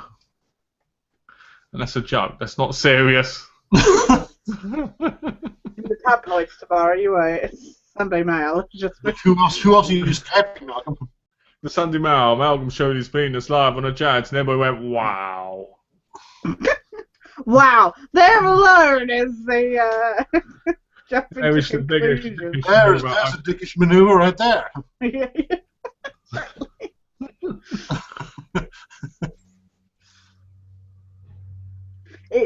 his dickish manoeuvres know no bounds. As Tash has found out many a times. Yeah, we shoot her in the head for no reason. Yeah. That's kind of a dick move. Do you know that sounds so wrong? That sounds so I shoot wrong. him in the back. So. That sounds so wrong when you said that. I know. Yeah. I know. Yeah. That's why he liked it. Like, yeah. This is the stuff I have to put up with, John. Seriously. Oh, I know. I'm the one being good here. Shit. Bless him. Talking shit. Just want to pat you on the head and go, good boy. Which head? Oh.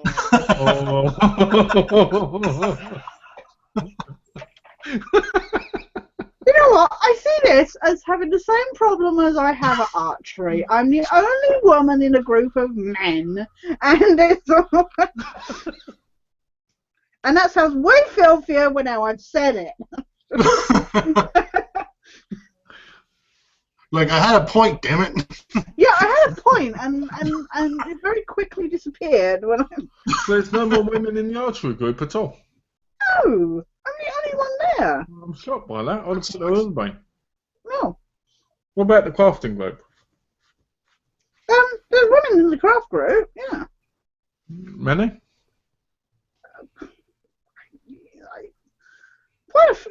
I mean, it's quite a big group, so, and it seems to fluctuate, you know, like, who's there kind of thing sometimes, so.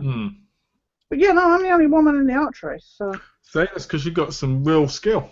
Because I put up with the men. She's like the Katniss Everdeen of England and shit. Yeah, exactly. But hotter, no. Hey, John, I guess it could be argued she's hotter because she's on fire, literally, but... You're on fire. Yes. Hey, John, I agree with you on that one. Yes. The girl on fire. Yeah. You're probably going to watch the final part tonight of that one. What? Huh? Oh, what were you talking about, Mockingjay? That was really boring. Really? Mm. Final, the last part? Yeah, the final, well, both the final two movies I heard were really boring. Well, the part one's, like Malcolm said earlier, it's a lot of talking, a lot of walking around. Yeah. And then apparently it all builds up to nothing in the final one. Pretty much. Oh, Ashley said fun chat, guys. Oh, thank you. Peeps. Thank you, Ashley.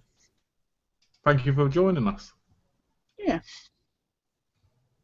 Yeah, almost.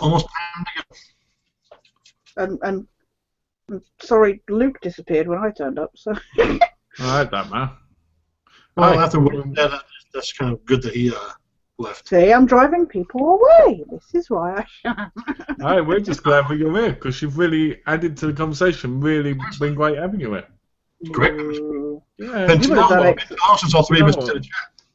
See, Tash, I remember what you said to me yesterday. You don't have to worry about it now because it's just one more day to see, mate.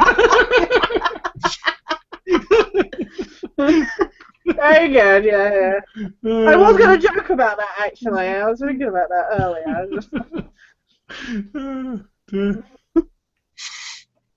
Always something. No, Malcolm was saying, he said he's going to comment in the chat and stuff. I said, well, and we were joking, saying about, because we have a chat on Monday, and then we game on Wednesday, and then we game on Friday. And I said, well, I don't see you for 2 days. I said, that's an extra day longer than what I'm used to. I said, that's weird. Well, she said she was joking, but she was actually serious at the time. Well, maybe. Maybe, see? Hey, I got to do something to keep me away from having to edit shit. So. Oh, charming.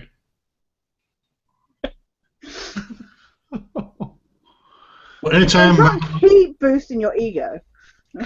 Oh, good lord. Well, I'm stretching. I think he's yawning. I don't think he was showing off his muscles. I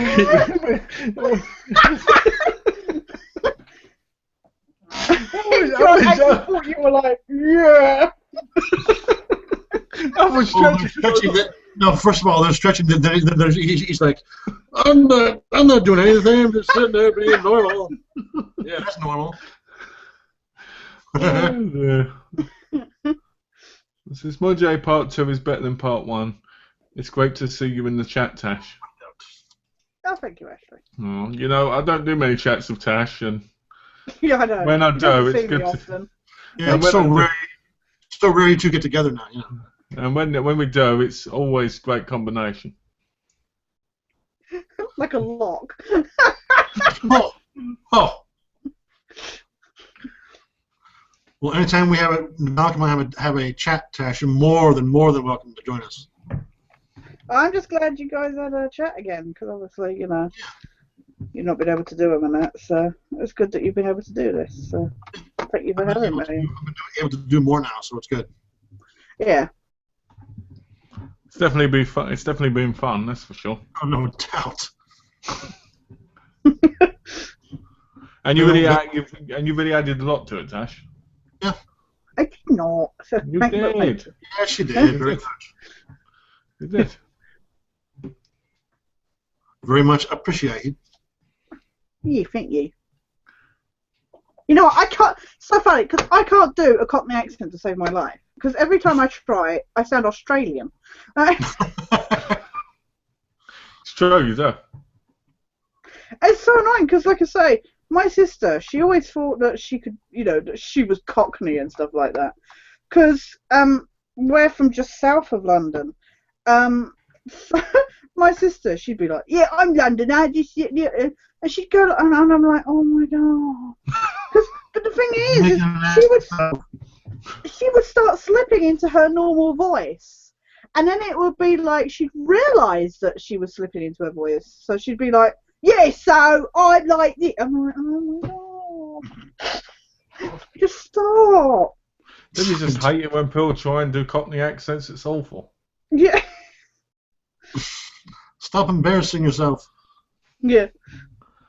If you try and do an Australian accent, you might do a Cockney one. No, that is the thing. I can't do it. I'm really crap at doing Australian accents, but I can't do an American accent at all. Really? Not at all? I try and I talk like this, and that's all I can do. No, you sound more like a I'm definitely not American for sure. I think it's because when I grew up, the way I talk sticks with me. It won't ever change. Oh, yeah. So because of that, I can't do voices like most people would. You know. I can't do the Boston, New Jersey kind of dialect. So. Oh yeah, that's hard for anybody. Even people who live there have a hard time doing it. What about you, John? Can you do an accent? Not well. What one can you do? Again, not well. Yeah, but what one can you do? I've tried English, but it sounds more like Scottish English combined. Go on then, let's hear it. Oh no!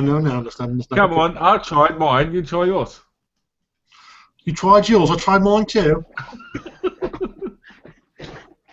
I sound like crap.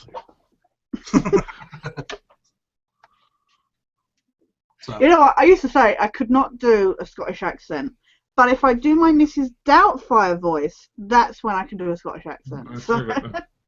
No, I'm not doing it now. No, come on, we've done it. You need to do yours now. Uh-oh. I can't think of it. I can't think off the top of my head. You're on the spot. No, because it won't work. Because I know the second I try to do it, Go on. it just won't work. No. Go on. No, I can't. I really can't.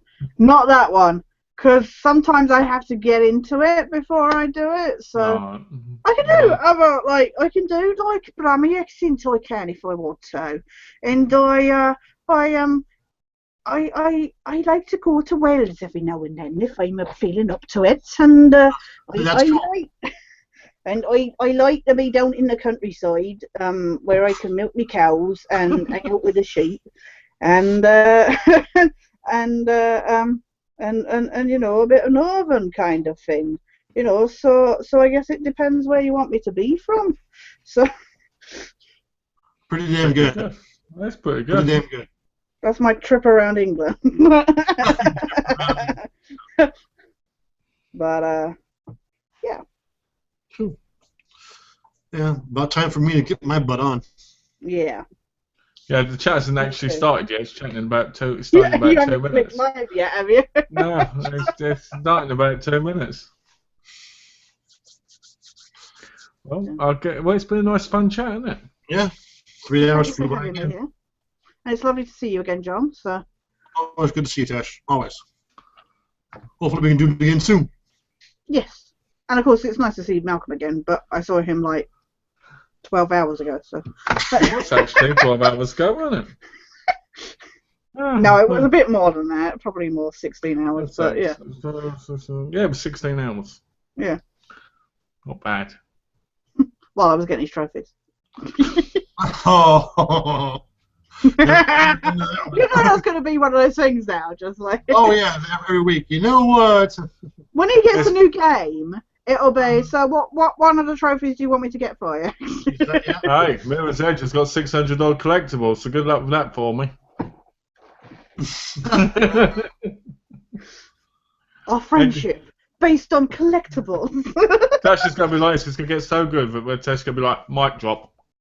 yeah, exactly.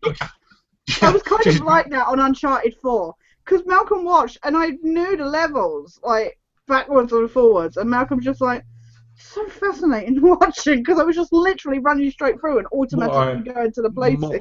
My actual words were, watching Tash game is like poetry in motion. I even, like, one of the levels, I did, like, without any help, like, looking at something to give a guide for the collectibles, and I just got them all. Malcolm was just sat there, and I was like, mic drop! Just like, I'm done. Bye. yeah, bye. Boom. So, yeah, Incredible. Well, we better end the chat. Yeah. So, who wants to go first? Stand there, boys. I'll start. All right. Well, thank you guys very much. We would love. It's been way too long since all three of us have done a chat. Enjoyed the full 3 hours. Thank you, Luke. Minus one comment. And Ashley, thanks for all your comments and insights. And, hope everyone has a great weekend, and hopefully we can do this again very, very soon. Thanks a lot, guys. Thank you so much, guys, for having me. It was lovely to see Ashley and Luke made it to comment on the chat. Don't forget Tash as well. Please say thank you to Tash. She was in the comment section. We can't. Thanks for commenting before you came on. Yeah, thanks, Sketchny, for being in the comments. That was really insightful stuff. That's one offensive stuff, depending on who you are, I guess. That's one insightful chick, man. I'm telling you. No, guys. Thanks so much for having me, and thanks to John and Malcolm for putting up with me and having me along. And like I say, it was lovely to see John again. So it's been so long. So I hope you guys have another chat soon. So. Oh yeah. Yeah, and you'll definitely Please subscribe to these people's channels. You'll definitely have to pop into another one, Tash. Because I'd like to thank John for another great chat, for being in, suggesting we do the chat because it was brilliant as always. And I'd like to thank Tash for popping in and adding to it. Animals. Yeah, and adding the animals as well. We've had Mould and we've had Shadow, both popping in. So I'd like to thank both of you guys for both being here. It was a great chat because of both of you. You did some great input, and I'd thank you both for that. And I'd like to thank everybody else. I'd like to thank Ashley and Luke for commenting. I'd like to thank Sketchny for being in the comments. She went a bit short, so I don't know what happened there. Yeah, disappeared. And I'd like to thank everybody who watches after the fact. Please leave a comment down below if you have any questions for me, John, or Tash. And if you'd like to see more of these, put down below. Hell yeah, let's get more of this three-way action going on. You had to end that way, okay. I did. So as always, guys, subscribe to Tash. I'll put Tash's link down below. I'll put John's blog down below as well for you guys to check out. And subscribe to me if you haven't. No, John. What's that? Was that? Sorry, nothing. I was just saying about John's blog. Oh, yeah. And so as always, guys, thanks for watching. Take care, and we'll see you soon. Bye for now, guys.